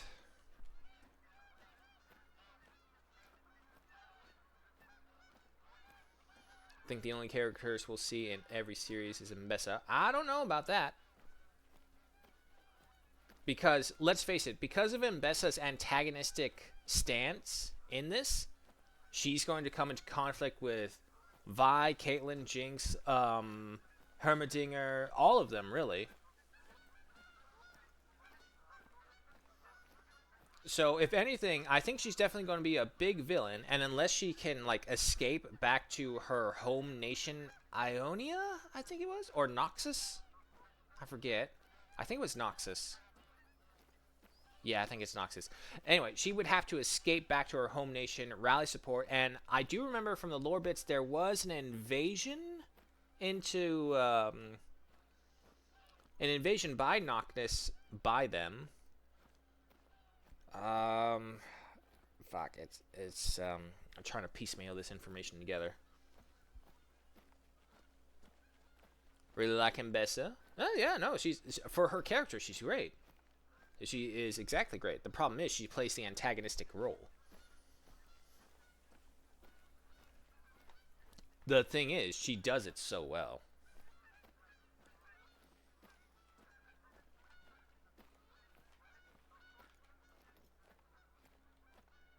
Trivial. It's basically a baby roe deer.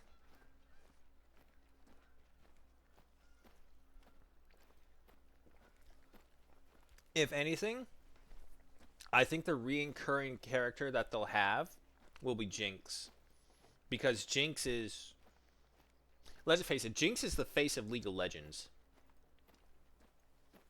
Everything about that community revolves and idolizes her. Don't get me wrong, there are definitely those who don't like her. But if you look at the amount of PR that's involved with League, Jinx's face is almost always plastered somewhere nearby. Oh my god, did I just walk by one over there? I did. Oh well, to be fair, this is not the area we're working on. We're trying to work on Spielberg, not Peterson. I just want her to be the Nick Fury of Arcane. No, that's not going to happen. No way. Mbessa is too much of a, my way or the highway kind of person.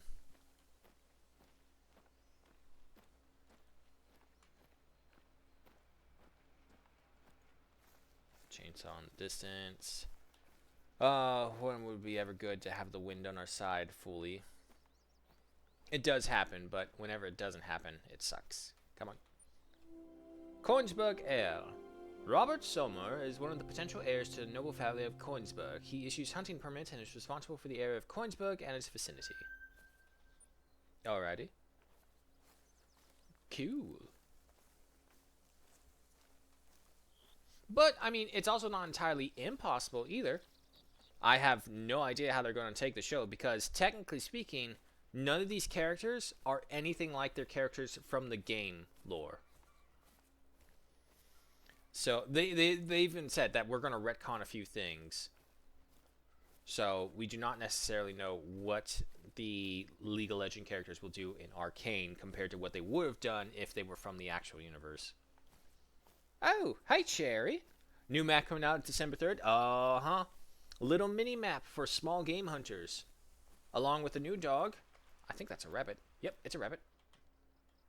Hold it. Hold it right there, Mr. Cottontail. What? What?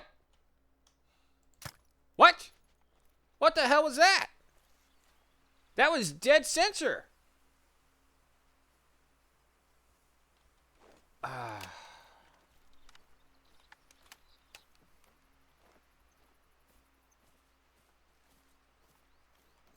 Wait, are you? No, you're just the Warren. Well, that was bull.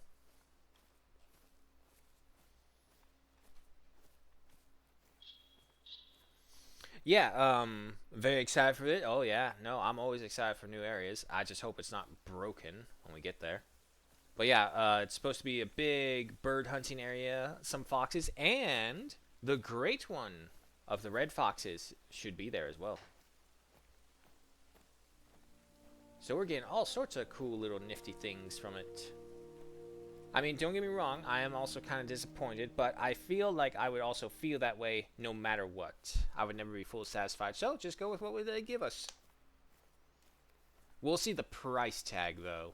I want to see that, because it's obviously has not had as much work done to it as some of the other larger maps would have.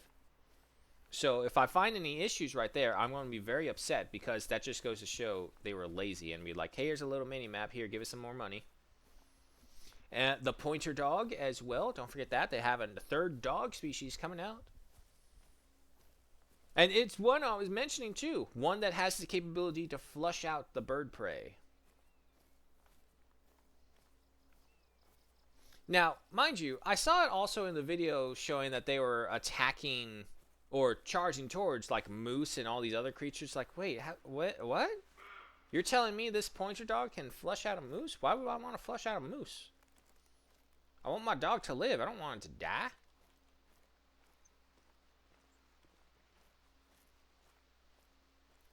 Oh. Let's see. How close can I get to her?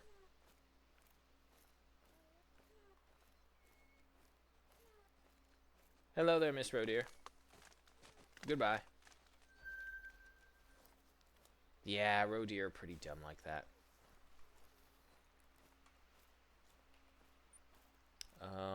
We need to go this way.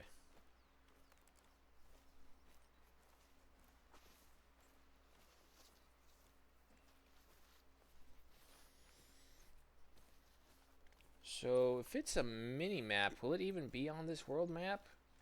Or will it just be an area that we can teleport to? Well, we can teleport to all of them. I guess that doesn't matter.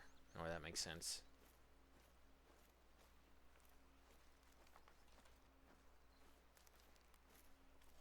I'll just have to double check where the reserve is placed at. It looked European American-ish. It doesn't look like it's anything South America or obviously not Africa, Asia, or Australia. So I think it's either European or North America. You know, the only places worthwhile going to.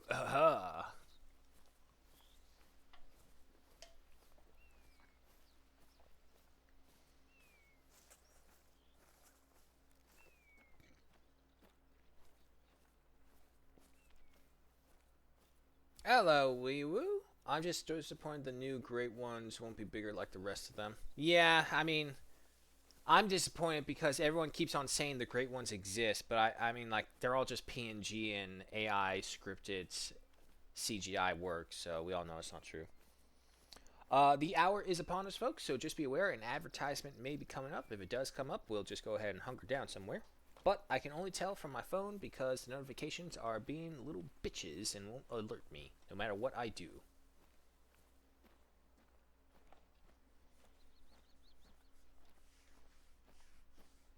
Anyway, hello and welcome. Just bullshitting and hunting around trying to find anything. Another red deer.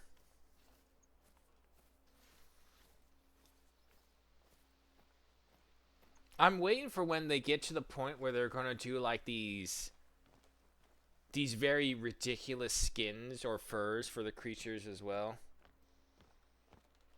I mean, don't get me wrong, it would probably be really cool because it would add that extra level of hunting flair that you would want to look for.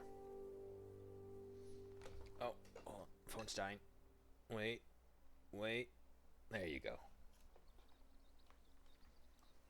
Okay, so that one is in Pitashan. We'll go to this one.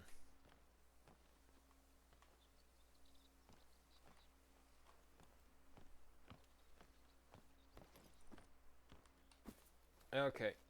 We must channel our inner mountain goat. We should be fine. Yep. What?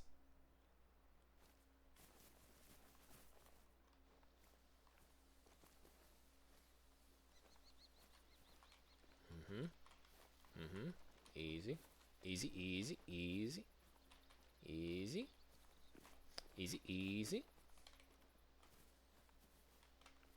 There, right there. Easy. We got. Easy. It's okay. Nope. Nothing wrong. We're all good. We're down. Aw, oh, damn it. I landed on the wrong side.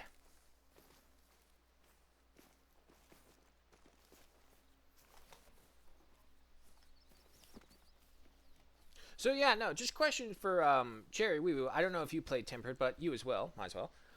Do either of you have a great one? I don't think. Well, you may have. I just not know about, but I've never seen one still, which is why I am fundamentally believing they're just hoaxes. CGI AI creations. There are no great ones out there.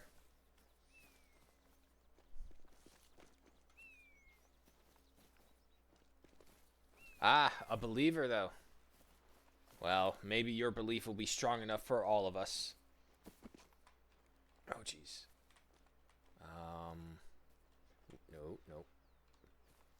No.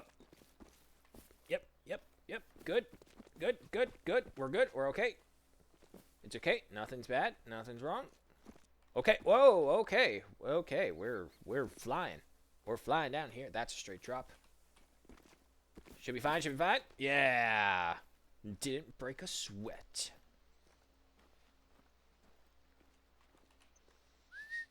Oh, hello, dog. Fancy of you to join us.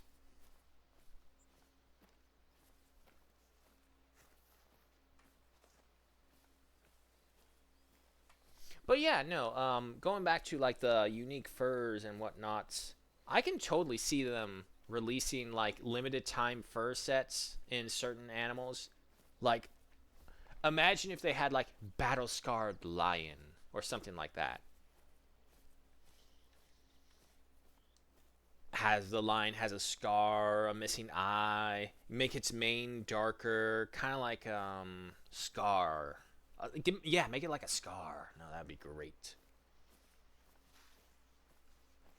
And when you do that, also introduce lions to the stock mechanic, so it will be one hell of a thing. If I'm right, the supposed great one for like the red deer has like some moss and greenery hanging about. Maybe that was the fallow deer. But one of the deer species has had like supposedly in their great ones has like greenery stuck in their hair because it's just so much. I can see bears with what would a bear have? You can only do battle scarred fur types so much on them before it's like, okay, it's just another fur type.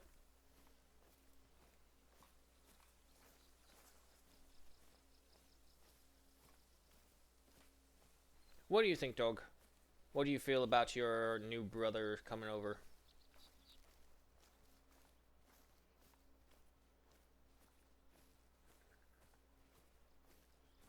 Ah, well.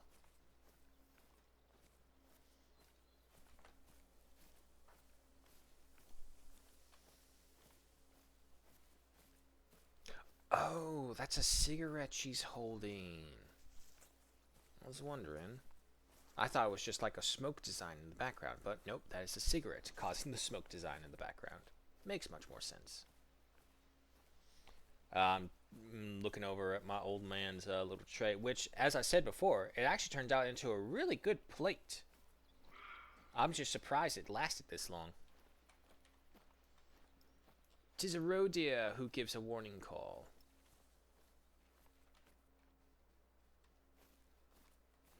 What? No. Nah, I don't see him. Oh yeah, one of these bridges. These bridges are cool. Just absolute marvels of human engineering. Ekot Bridge, a 150-year-old semicircular bridge, famous for forming a full circle in the water on a clear day.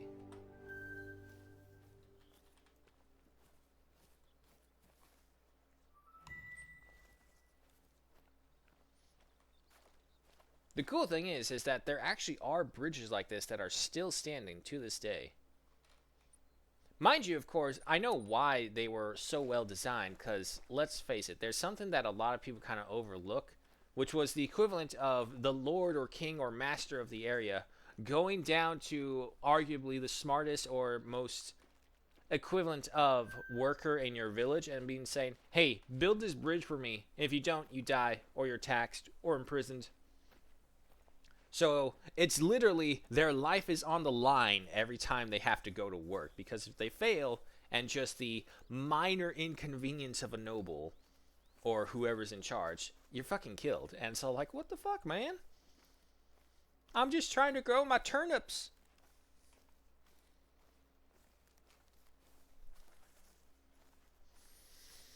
Oh, poor bastards.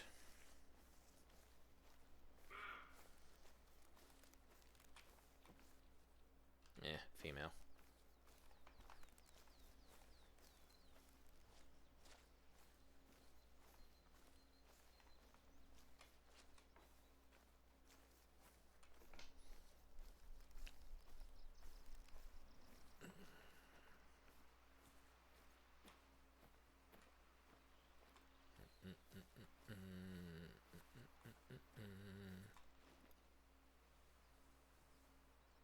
That wasn't you, dog.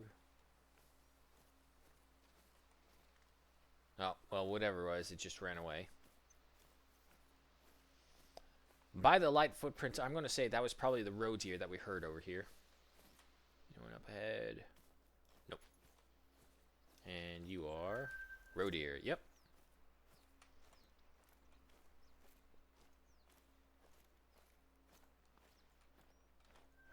Whoa. Whoa. Hold the fucking phone, people. I think that's an albino pig right there. Look at that. That's totally an albino boar.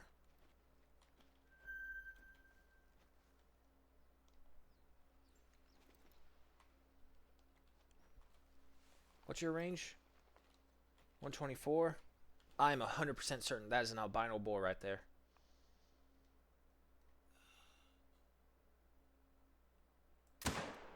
It is!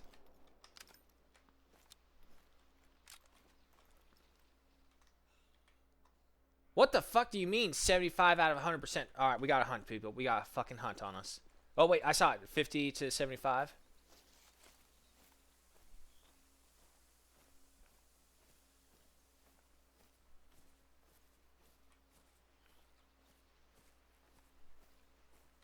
Grab this while we're here.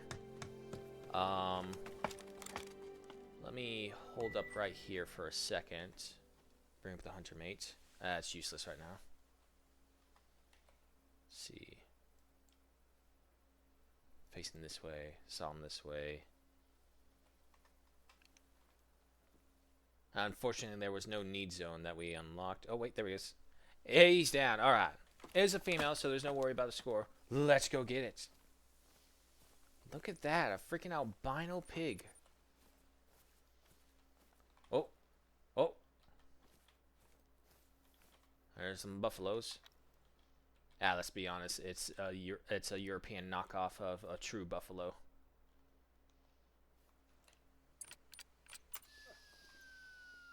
I don't mind getting a proper kill, as long as your little harem won't get out of the way so I can get a shot on you. What's that guy in the background, though?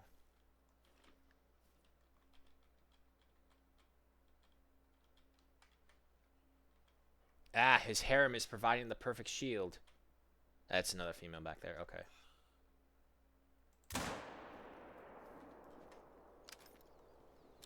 Oh.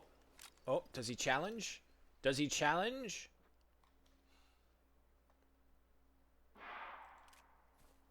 I challenge you to a duel. Let's fucking go. Come on. Come on. You think you got it? You think you can do it? You think I'm afraid? Huh? That's what I fucking thought. Oh, paragraph text just passed by. Gaming with Clara. Yo, I have little time, but I'll stay on your stream for a while. Lol, bro, I need to ask you something. I have an idea in mind. Can I share it with you? If you answer is so, please tell me in chat. Why do I have to type it in chat? Sure, what do you got?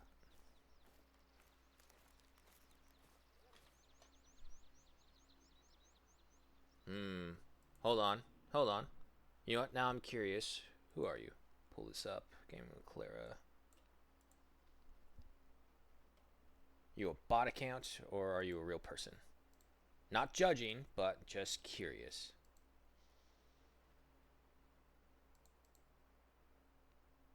Doesn't say. Alright, mysterious Clara. What is this thing you have? Will this go away? Go away. There it goes. Alright. 673.49 kilograms at 107.35 trophy rating with a silver stamp and 913 in cash.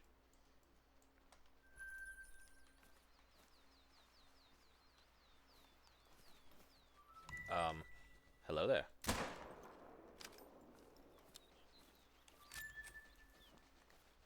Yeah, that's right, pigs. Run. It's not Medved like before. I am the hunter here, not you. Oh, gold. 172.72 kilograms at 111.05 trophy rating. A golden stamp with 1,134 in cash.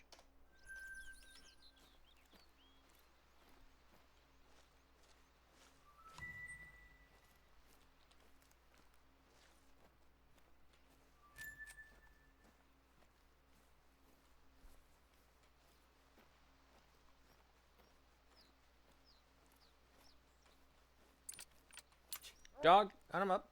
Find my albino.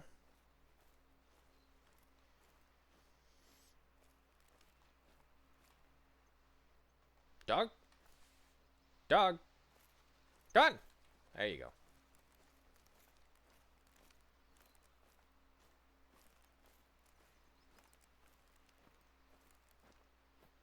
Follow the green. I'm curious on where we hit this pig that we didn't really get a good kill. Because I could have sworn at the very least if we didn't hit the spine, we would have hit one of the lungs. Now, I'm not saying it's not impossible to not hit the lungs because, annoyingly, I can attest to the fact that several times if you shoot through them, you can actually thread the bullet right between their lungs without damaging them. It's so annoying when that happens because it was the perfect shot. It should have been the perfect shot. And the expansion just wasn't enough to clip the lungs and just trailed right through. It was still devastating for the animal and they died relatively quickly, but when you realize that you didn't get any credit for it because none of the organs were hit doing it, it sucks. There it is.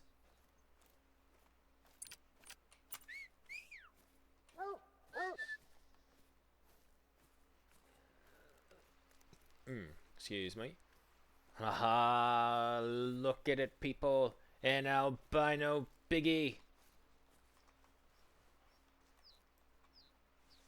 He doesn't have red eyes. No, they're yellow. Woo! Aw, mate. Excuse me.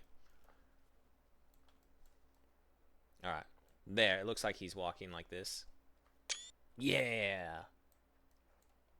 Albino, you're coming with me. Taxidermy complete. Trophies enlarged. Nice. 69. Nice. 0.66 kilograms at a 30.78 trophy rating. No stamp and 612 in cash. Nice.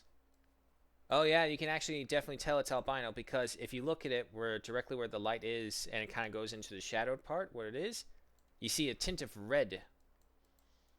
And that tint of red is like the first sure sign of seeing albinoism because it's literally your blood showing through it. Nice, nice, nice. Alright, this whole trip has become worthwhile now. Reapply this. I see, that's what happens. You have to walk the reserves. I don't care what anyone says. It's like, oh, you just need to go to the hunting zones. You'll find what you want. That's not hunting then. That's like one of those people who say, oh, I'm a master hunter. I get a deer every single time. You go with them and you see what they do. They basically go out to a hunting reserve with one of the salt feeders that has a time generator so the deer know when to come over and eat the salt. And you get your deer that way. Now, don't get me wrong. Those could be good for like first timers, introductions to the concept of the hunt. You're alerting me to an animal that's all the way on the opposite side of a hill. I don't care. Yeah, like first time hunters, or more importantly, trying to get people used to blood for the first time. Those I can get. Those make perfect sense on how to do it. But if you're going there and you're boasting about how you bag a deer on a hunt every time you do because of that, that's a little bit too much massaging your ego there, friend.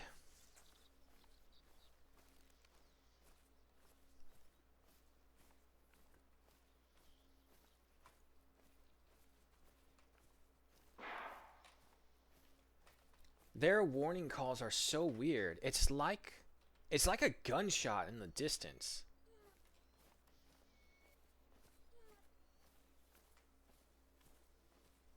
Hmm? What's up, phone?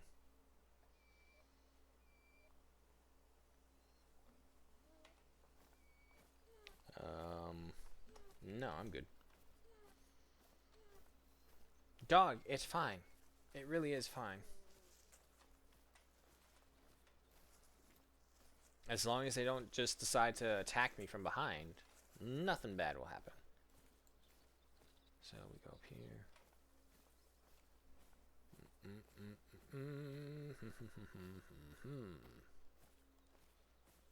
Gibbs.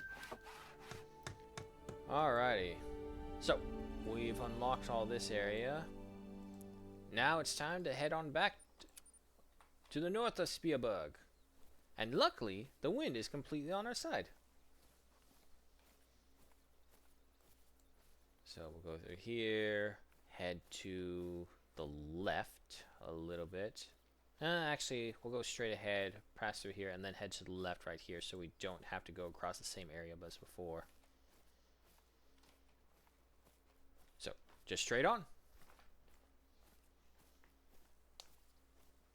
Again, love the tree coloration here. It's like a mix between gold and honey. Honeyed gold.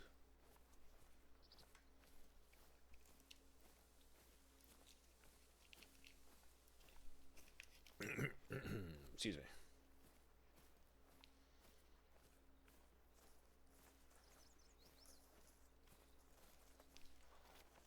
It's okay, go around. There you go.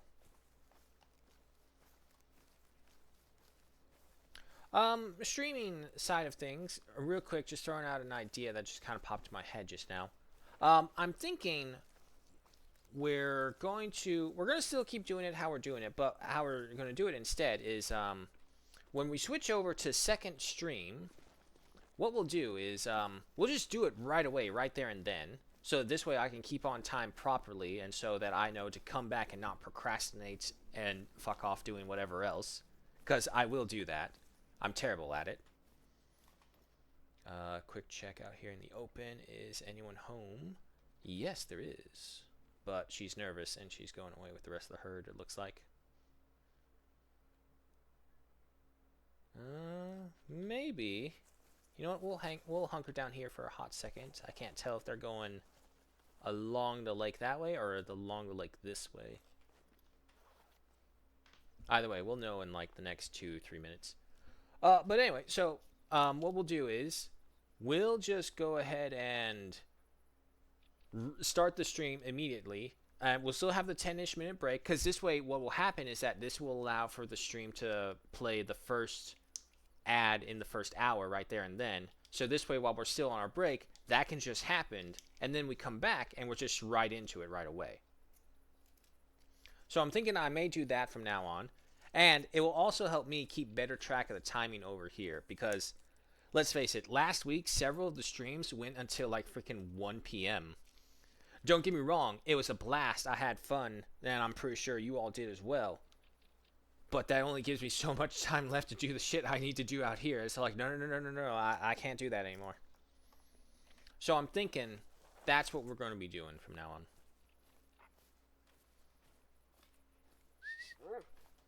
Mind you, everything is still working out. Still just trying to figure out how to give the best experience with my limited knowledge and capabilities. But I try my best. I also have another idea for my commissioner for my arts. I'm thinking some comic panels for RimWorld. Hear me out. So, in RimWorld, the biggest thing in RimWorld is the random events that occur, big things that happen, and throughout it, milestones will occur throughout your civilization that's like, oh, this was a really cool event. I like this. The RPG aspect of it. But some of the stories that you can have from this and the artwork you can have are pretty crazy. So I'm going to need to get in contact with them and see what doing like little comic strips will do. And my idea is that basically I'll have it all done into a collage, and then we will tell the story of the Noka Nation through the collage of comic strips.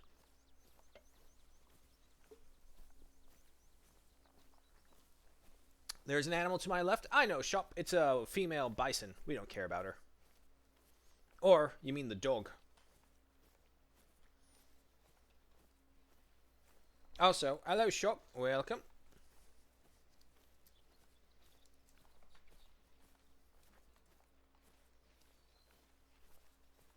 Oh yeah, I saw your reply to the post on the Discord. Yeah, it's not really about how tasty it looks. It's the process of the cooking that I like.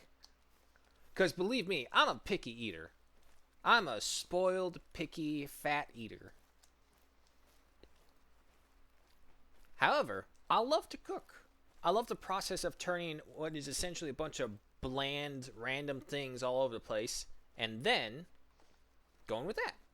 Oh, Jesus. Let's think about how about if we start with a custom logo based on you and a cartouche and a missile or any character you love with your gamer tag incorporated in the color scheme according to your liking for the matching banner set. If you like my idea, tell me in chat. Same if you do. If you like my idea, also tell me in chat as well. Why do I have to tell you in chat? I don't understand that. The whole point of having a microphone for this is so that I don't have to type in chat. I appreciate the offer, Gaming with Clara. I really do. But, oh, Jesus. Nope. Nope. Nope. Back. Back. Where were you on that, dog? Hold on. Hit him right there.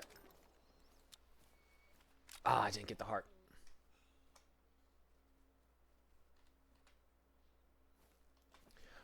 But yeah, no, I do have a commission artist I work with. It's also my sister, so I got a family obligation and love obligation. I gotta give it to her.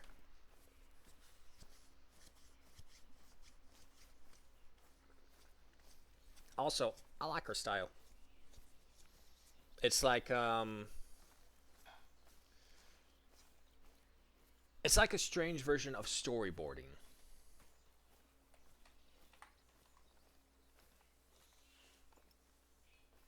And of course, I have to give her the ringer every time we do it as well. Also, I missed a point, apparently. We walked right by that point. Oh well, let's go grab it.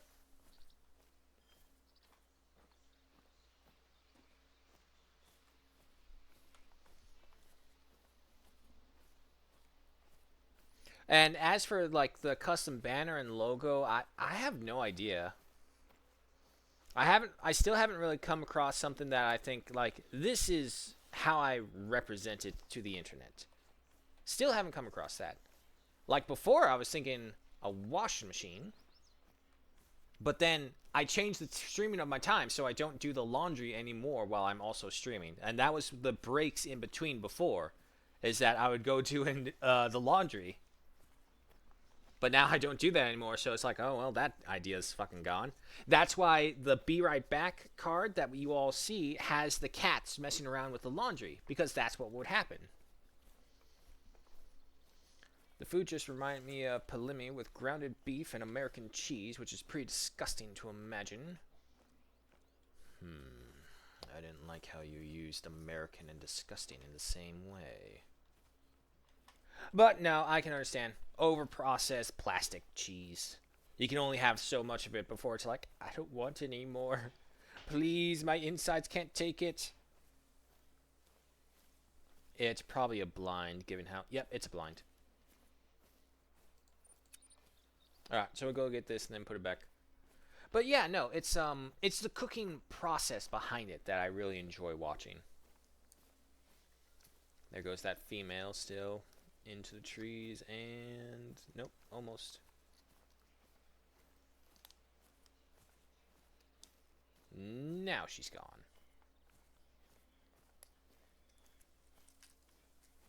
Unfortunately as well, I can only find so many little snippets of actual cooking like that. More bison. Now we got a fox onto our right. None of it matters.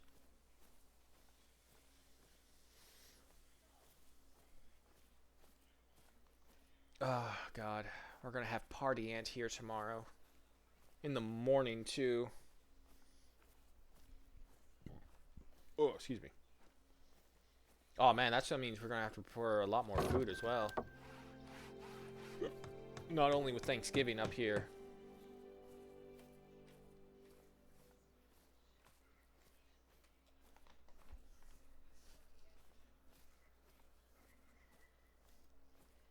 I hope she's doing okay, though. I won't deny she is pretty old. She's from the hippie generation. She was a hippie. So, she's pretty up there. I just hope we have as much time as possible with her.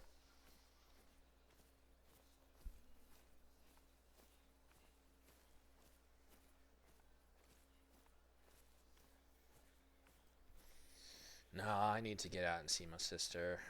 I really do want to see her. It's been so long, but it's so expensive to fly over to Boston, even neighboring areas around Boston, because all the neighboring areas around Boston realize, like, oh, people are coming here to get to Boston. So, we'll just up the prices. It's like $5,000 to get there. $5,000. That would literally take up like the whole budget for us to fly over there.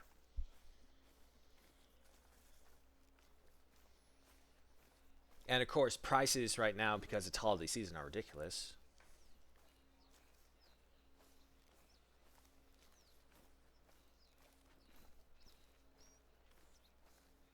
I'm hoping at one point I can surprise her and just be over there, pop on over. It's like, hey, how you doing?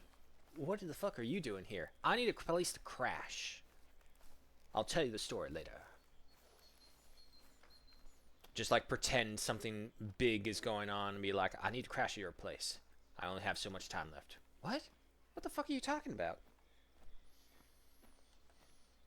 And, you know, stuff like that. Something that a brother would mess with his sister for. Made my Twitch banner on Paint with a bunch of random screenshots from the games I play so I don't get any ads. It doesn't work. What? How would making that get rid of ads? As far as I know, the ads are hard-coded into this.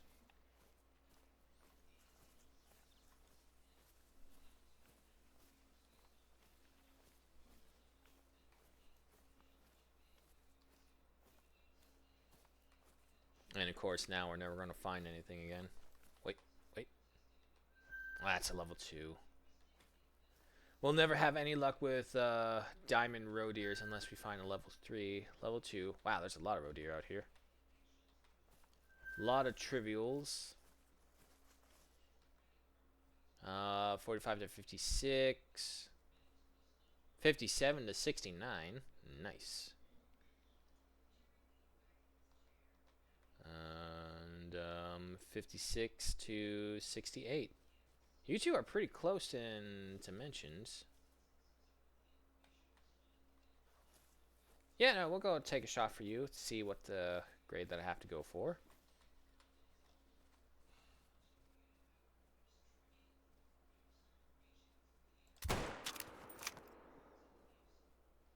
$50, $25, 0, down. And the others are completely unaware. Good. Getting ads from artists trying to sell me artwork, which I'm clearly too stingy to buy. Ah. I mean, at the same time, that's just how it is. There's always more work to be done, or at the very least, there's work that could be done. Apologize to any artists out here. Well, apologies to any artists out here. Shop is a very, shall we say, hater of solicitors. Excuse me, sir. We would like to sell. Fuck off! Natural response. But, hey, to each their own. And to be fair, I found several artists that way as well. There's nothing wrong with it. That's how you make your progress.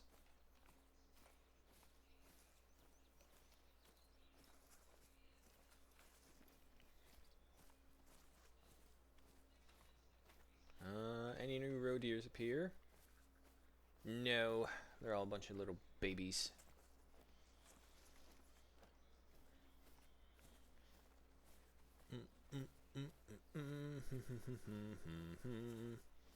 Nah, well, where there's that shop's hang up, my hang up I would be is the ones who try and request friend invites to you and they give no explanation. Like just randomly saying, hey, let's be friends. Now that I have you as a friend list and I have your attention, would you like to hear about my sales plan? It's like, oh, no, I'm good. Like, if you're going to try and put me on a friends list, you need to do it with the intent that we're going to play a game together at some point or another.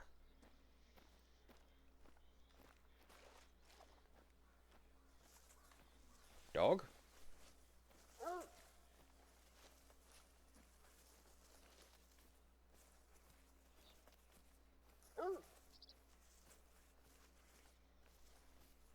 Where is it, dog?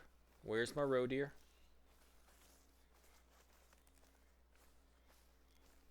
There he is. Come on back. And gold. Okay, yeah, no, the other one's definitely too small. 29.44 kilograms at a 66.56 trophy rating with a gold stamp and 767 in cash. A single left lung. Perfect. You're coming with me. And now that we know that the other one isn't a pot with diamond, we'll just keep on going. It's like the people trying to sell you a vacuum cleaner. I'm not saying I hate people. I just don't look for services right now. And if I would look for an artist. Ah. I know. That's totally understandable, Shop. But take it from their perspective as well. As look how hard it was for me to attract even just this little pool that we got of people coming over to watch me give them brain rot and whatnot. Which I appreciate. Don't get me wrong. I love my community for doing this for me. But nonetheless, from the other side perspective, you still have to put yourself out there to some degree. And unfortunately, I think it's honestly a lot harder for artists to put themselves out there than any other people online. So props to Clara for doing it, because it's always a risk. It's always a risk. There's always a chance of being shit-talked or saying fuck off and all that other stuff. And just like, what am I doing? Blah, blah, blah, blah. Emotions are depression. I'm human. Forgive me. Fuck it all. You know, that stuff.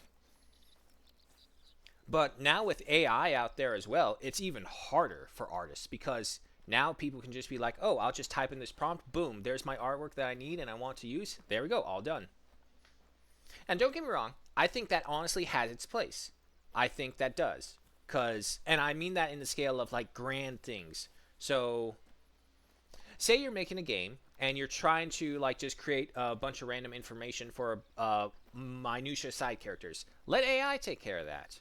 Of course, double check it later on to make sure it's not complete gibberish, which is necessary because, and that's the thing, AI will never replace humans. Plain and simple. At least within the foreseeable future of our lifespans, it will never replace humans.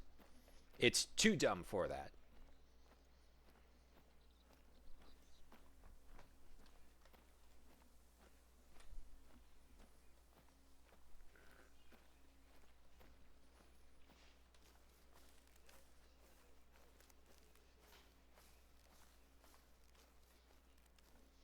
So that's where it's all like you want to find the individual artists instead because those guys, and that's always the benefit of having a different artist because they always give a different perspective or a different style. AIs, it's always trapped into its one start style of artwork, which I'm pretty sure a lot of people can see. I don't know what it is, but for whatever reason, the AI really shines up the artwork that they do. There's like an unnatural shine to it. Like every angle, there is a light beaming down to make sure everything is illuminated. There's no point of focus in it. I can understand my average viewed amount is like one guy with nothing to do. Red deer.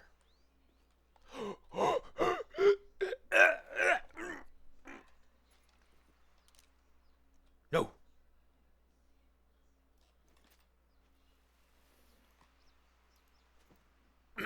Oh, wait. Wait.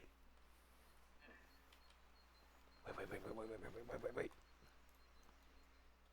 Where are you? No, not you. Get out of the way. Get out of the way, bitch. Where's your man? I want your man. Give me your man. Where is he? No. No, he's gone. We have a hunt.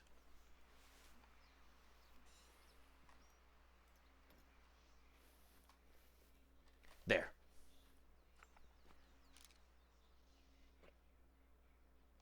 What's his range? It's in at 142. Okay. We're set to 150. His face is facing that way, so right there. 50. 25. We got him. 0. Down. Nicely done.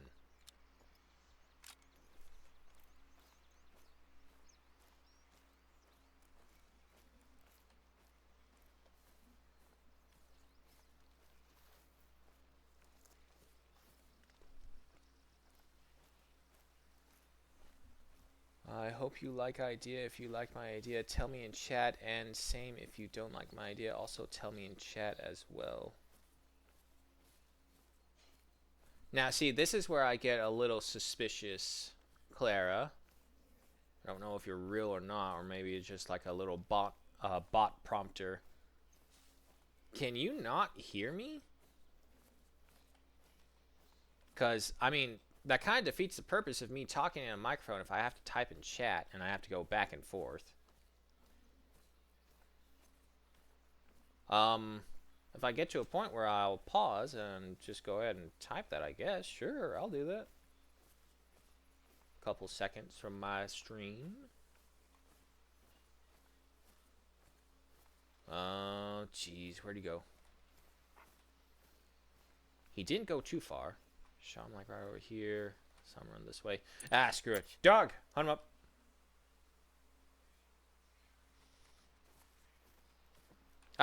I see him. I see him.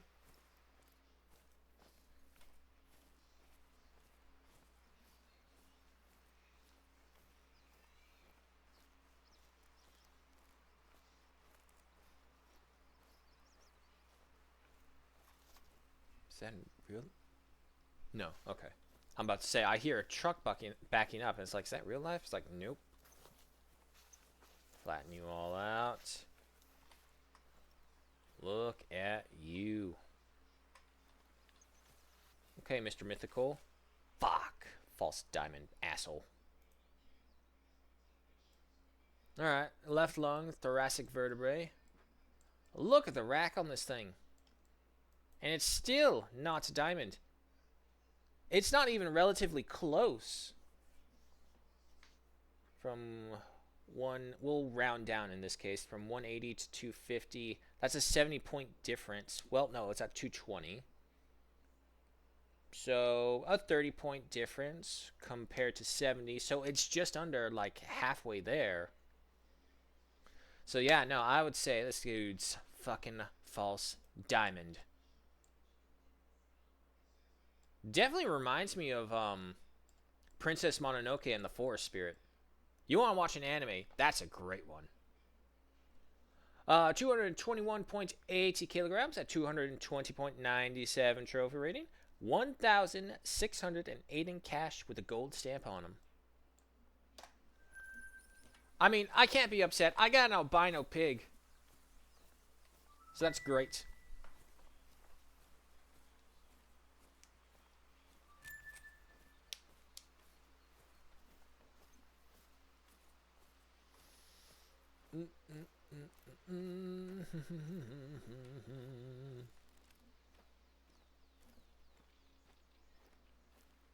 Copium? It's not copium, yo shop.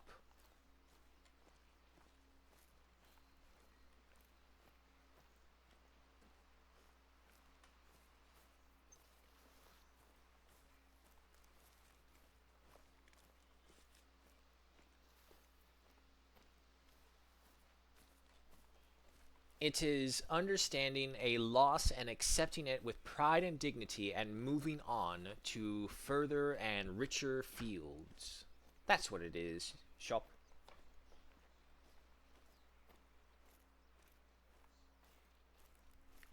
Discord is Clara James 4197. Okay.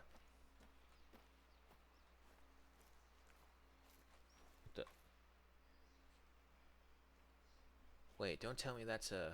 Oh, okay, it's a sun reflection.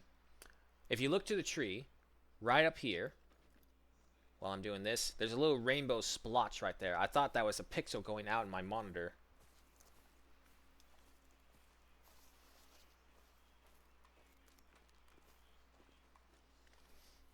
Bump, bump, bump, ba-da-da-da. Let me take a right around the lake. We collect these two. We've explored quite a bit. Oh, we still got Kornsberg to go through as well. Rottenfeld we kind of ignored as we were just kind of powering through this to unlock a quick outpost so that we can travel.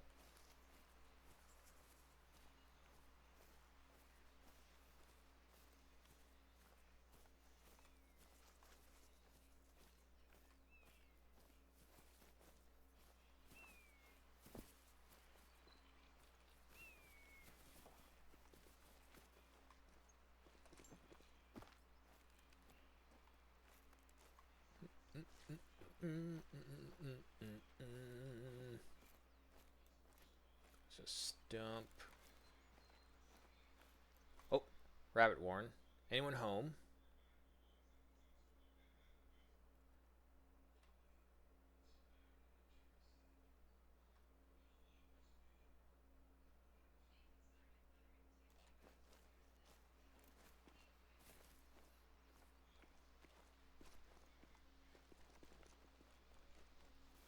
I'm waiting. Add me. Can you add?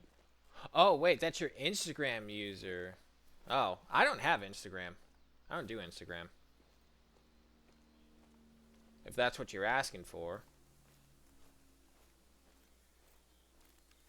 And if you're asking for the Discord, however, there's a link in the channel info. It should lead you to that. You're just giving me all this information. I have no idea what you're meaning, Clara. And even if it is, I'm just going to be honest, I don't know if I want to join another random Discord because I don't know you.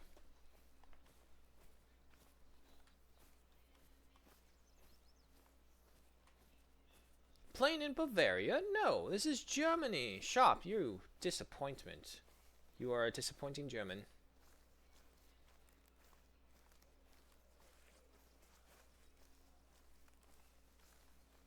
Now, I'll also admit it, as an American, I have no idea where Bavaria would be.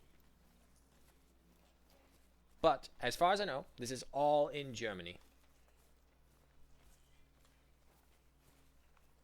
Ah, okay.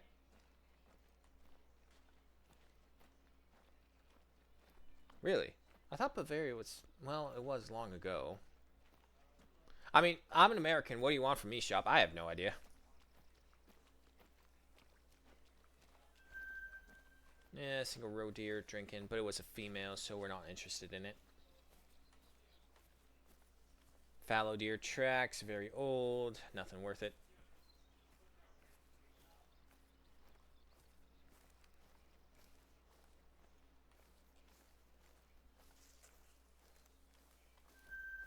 And 10, 13. Oh, yeah, that was long ago. Those guys are long gone.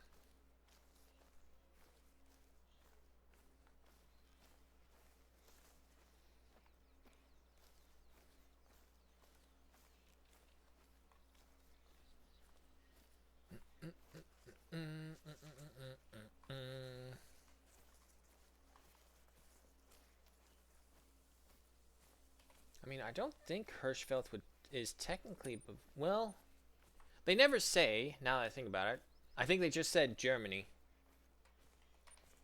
I mean, let's pull this up. Yeah, it just covers the whole area in general. There's no little. This is exactly where it is in this place.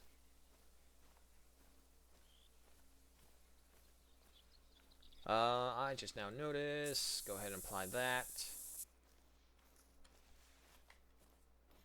Red fox. Ah, no. Hunting foxes in this, like, heavy scrub brush area is a nightmare. There's just always a plant for them to hide under. Alright, so we got that one. And then go to the next one over there. We'll be going a little bit into the wind, but we should be able to skirt it. Don't get me wrong, I would love to go to these places as well. But, for one, money. And always money. Two, it's like I have so many things here in the States that I would love to see as well. The Spree Nix. The so-called Spree Nix is famous in recent German folklore. Similar to the Greek siren, she lured men to drown in the deep waters of Spierg Lake. Okay. Okay. That's the only place in Germany where people actually drink those huge 1-liter glass mugs of beer. Ah, Oktoberfest. Wear leather pants and do basically everything else people think of when going to Germany. You mean Lederhosen? Ah, so it's the stereotypical Germans. Yeah. You don't really have to go that far to see stereotypical Americans. To be fair, we as a great people that we are examples of all the world's people. So, technically, that's just examples of Americans over there in Bavaria, in Germany. As a matter of fact, let's just rewrite all the maps. None of them are Germany's, they're just Americans. Lost and without a shepherd. We must unite them all.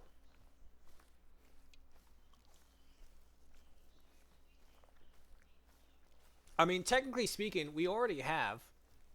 The American entertainment system has plagued and infected every single society in existence to this day. Because you'll ask them people, it's like, hey, who's your political leaders? Most of them in any nation will probably say, I don't know, I don't care, I'm too busy trying to make money to make sure I have a roof over my head and I have food in my belly. Stuff like that. You ask them, hey, who's Captain America? Oh shit, Captain America, we know him. Or some other Marvel, DC hero, something like that. That's where I think America's power comes in, because our entertainment is so culturally infective. Whether it be our clothing, our food. Not saying that they're always liked or loved wherever it is they may be going, but you'll find them there because our capabilities to spread out are just that good.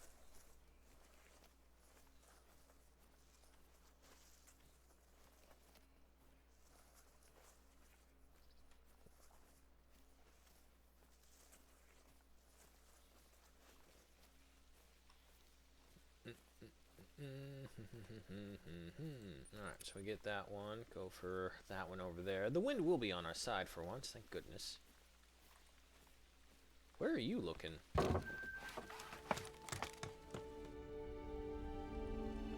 Ah,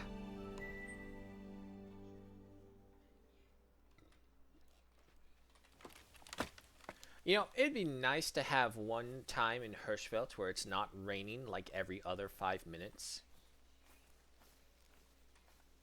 Because we just been going through this whole map and it's like just rainstorm after rainstorm. Whoa, excuse me. The spree that part in the name of Spree Nix is the name of a river that's like 100 meters away from my house. Ah, so you're saying if I make the right decisions, I can be right behind you in the virtual world. Shush, shop, shush. It's just the click of the bed turning off. Or what would be the equivalent over there? The beer steins clicking together as I slowly reload my weapon. Unfortunately, I would have to waste a shot, and I don't want to spook anything around us.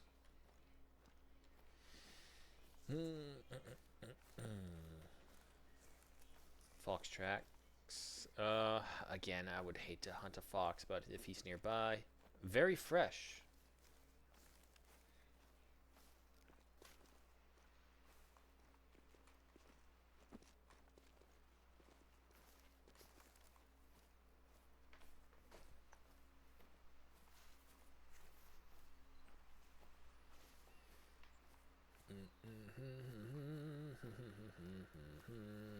Well, there he goes.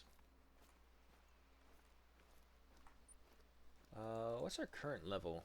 54. So we got 6 more levels before we're at max. I would love it again if they could re-go through the perk and skill trees. They are doing some work on the UI, which I really do appreciate with the next update coming out the 3rd. Oh, I should say this, just start putting that message out there. I don't know my schedule for Thanksgiving week. Because everyone's going to be busy cooking. All of us have to cook something. So I will be called away for sure. And I'll probably have to be called for socializing and just probably fixing something else that broke while there.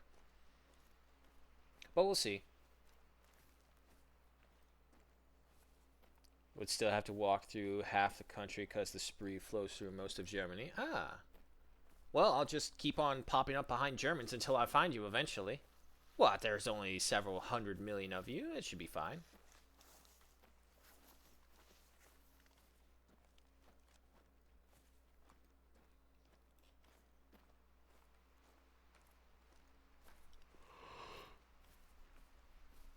Excuse me.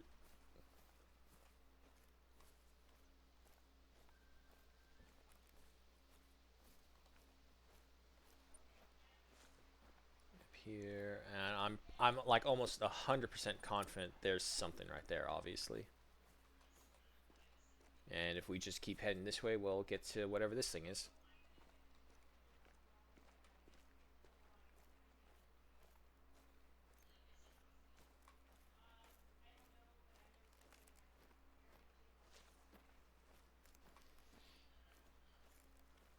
Uh-oh. I'm hearing a conversation out loud over in the other room. I hope they fix that out, because it's basically talking about who's going to go pick up the party ant.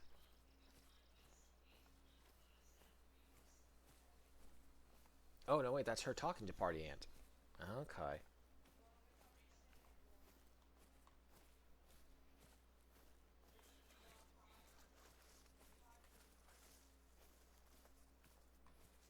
I just hope we're able to get all the ingredients this time. I don't know what it is, but like every year during Thanksgiving, there's apparently like one ingredient that is super important and we always seem to forget. It changes per year, but there's always one ingredient we seem to always forget. And who do they call to send to the grocery store literally the day before Thanksgiving? And it's just madness in there. Bison.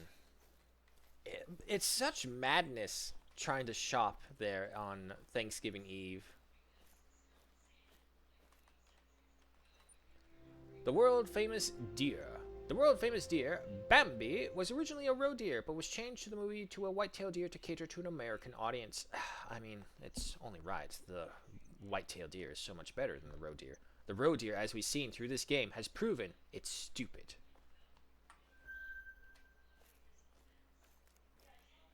Alright, we're going in the direction of the bison. Maybe we'll see some. Unfortunately, the wind is directly against us now. And nothing else unlocked, so we have no idea what to look for.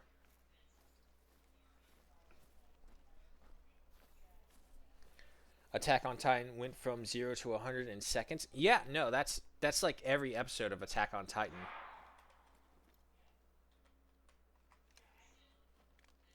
Nah, he's gone. Okay. Yeah, I mean, the wind is blowing directly towards him. There's no way we could get him to ignore us. Damn.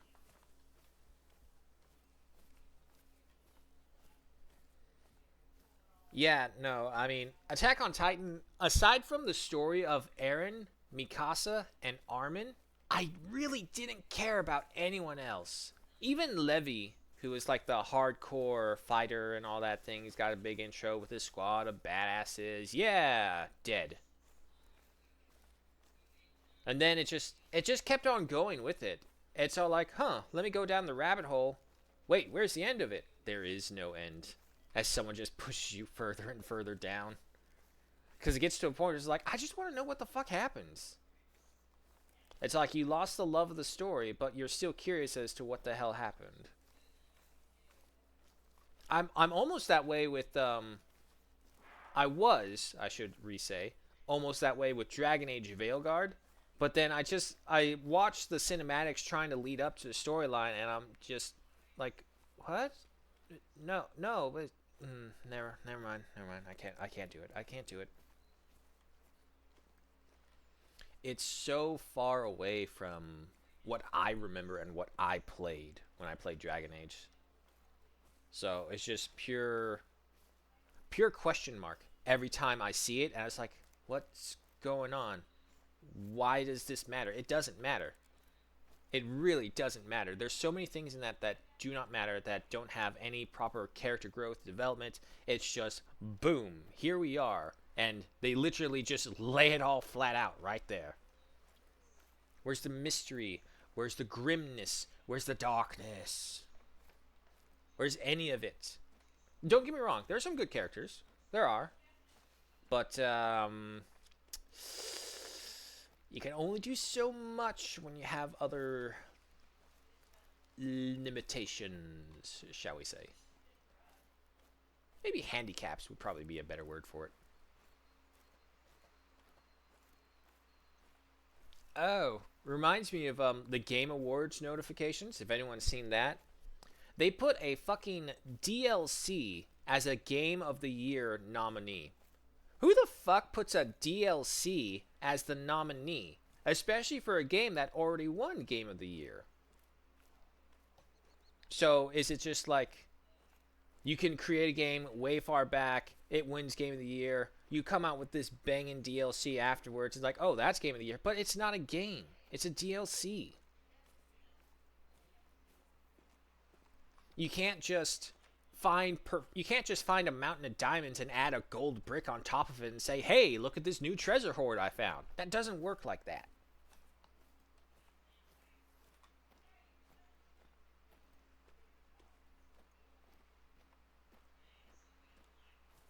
And with like Wukong being removed and added back in and removed again, or I don't know, but it's just, that seems sketchy to me. Super sketch.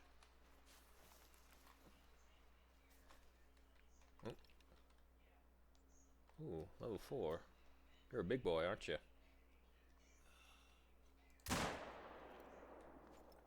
Damn. Oh, wait, he's aggressive though. That got him.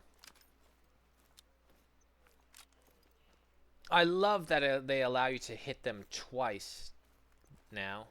Because before, you best hope that first shot was good, because if not, you fucked it all up. Oh, Jesus.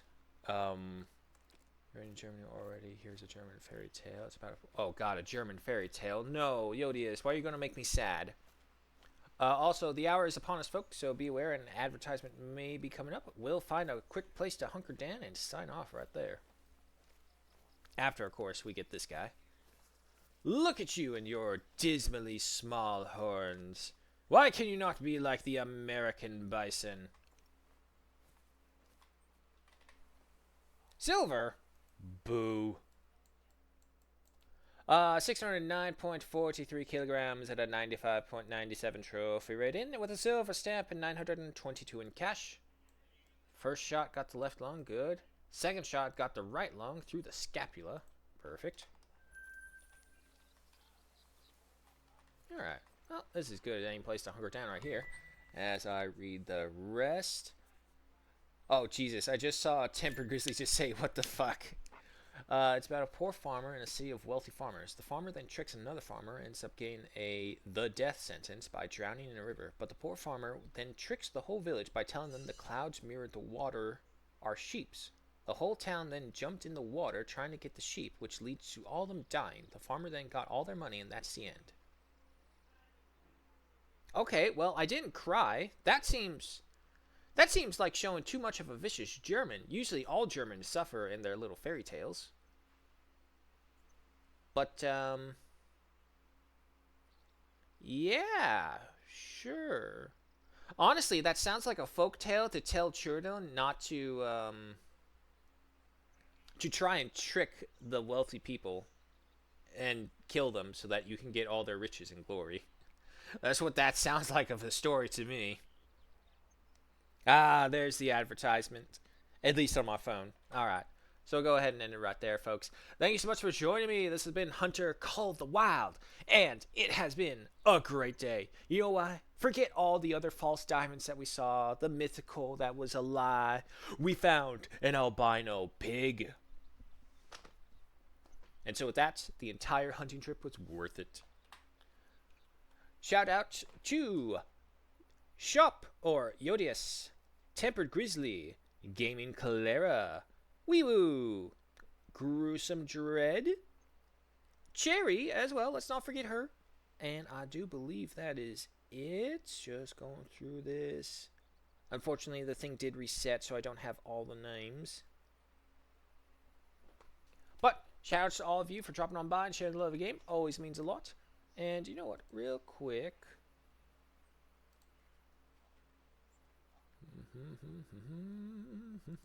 Peggy. Ah, that's loud.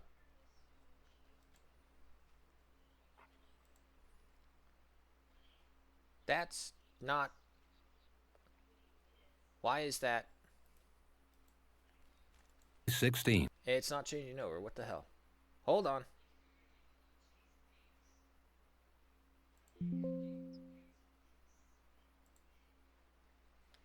Okay, one second. I gotta add a new source.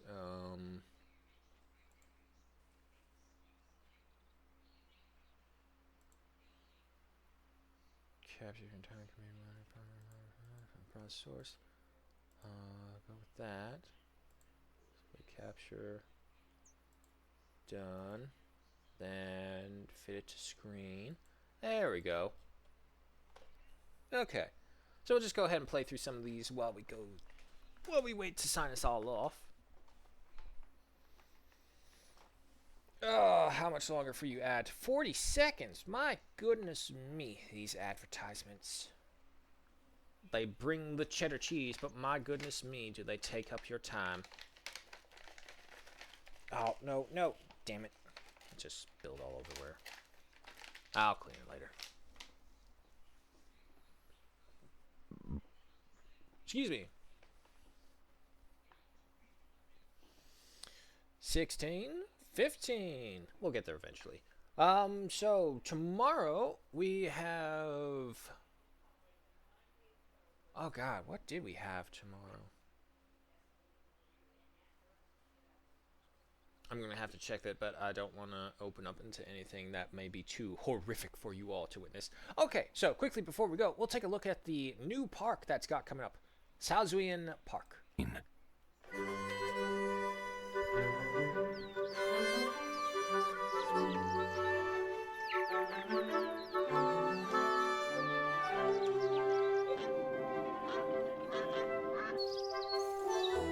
Bunnies, foxes, birds. Honestly, it looks like a piece of Hirschfelden they cut off. Oh wait, they do have new birds. Raccoons. Ah, yeah, this will be great for the multiplayer moments.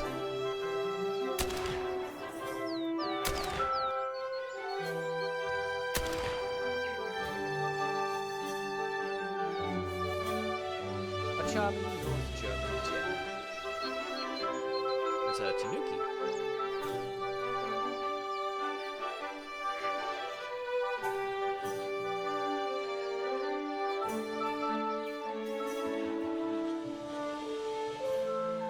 And there we go, folks. That's the new map coming out. So, that'll be exciting.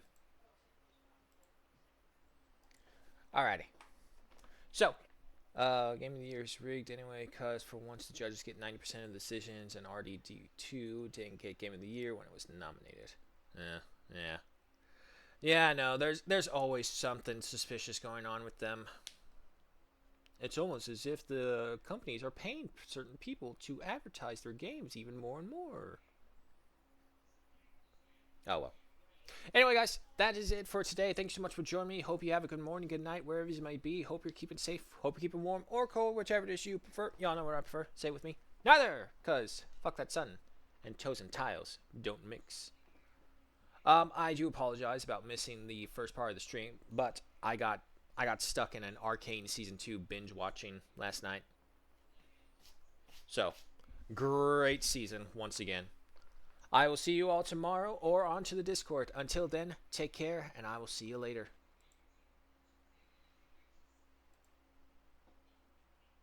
Oh, they had another one. Oh, the dogs and the pointer and the bolt action. I don't really care about the bolt action. Peggy However, you know what? Actually, you know what? Let's take a look at the dog 16. real quick. This is the next dog. The pointer.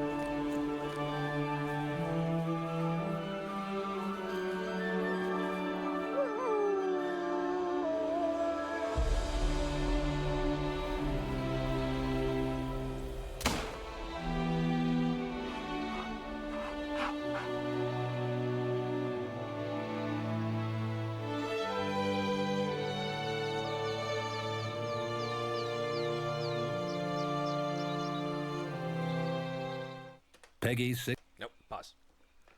Alright, adorable. But like I said, why would I want the dog to chase out a moose? That seems counterintuitive for such a small dog. The flushing makes perfect sense. But that part didn't. So we'll see how it goes. But anyway, yeah. Take care, everyone. I will see you all later.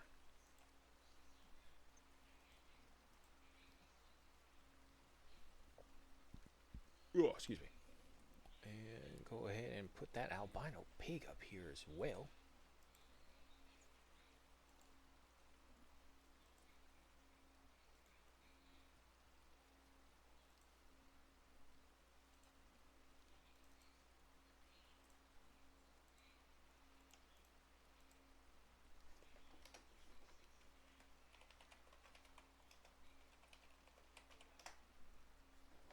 There we go. Alrighty. Take care, guys.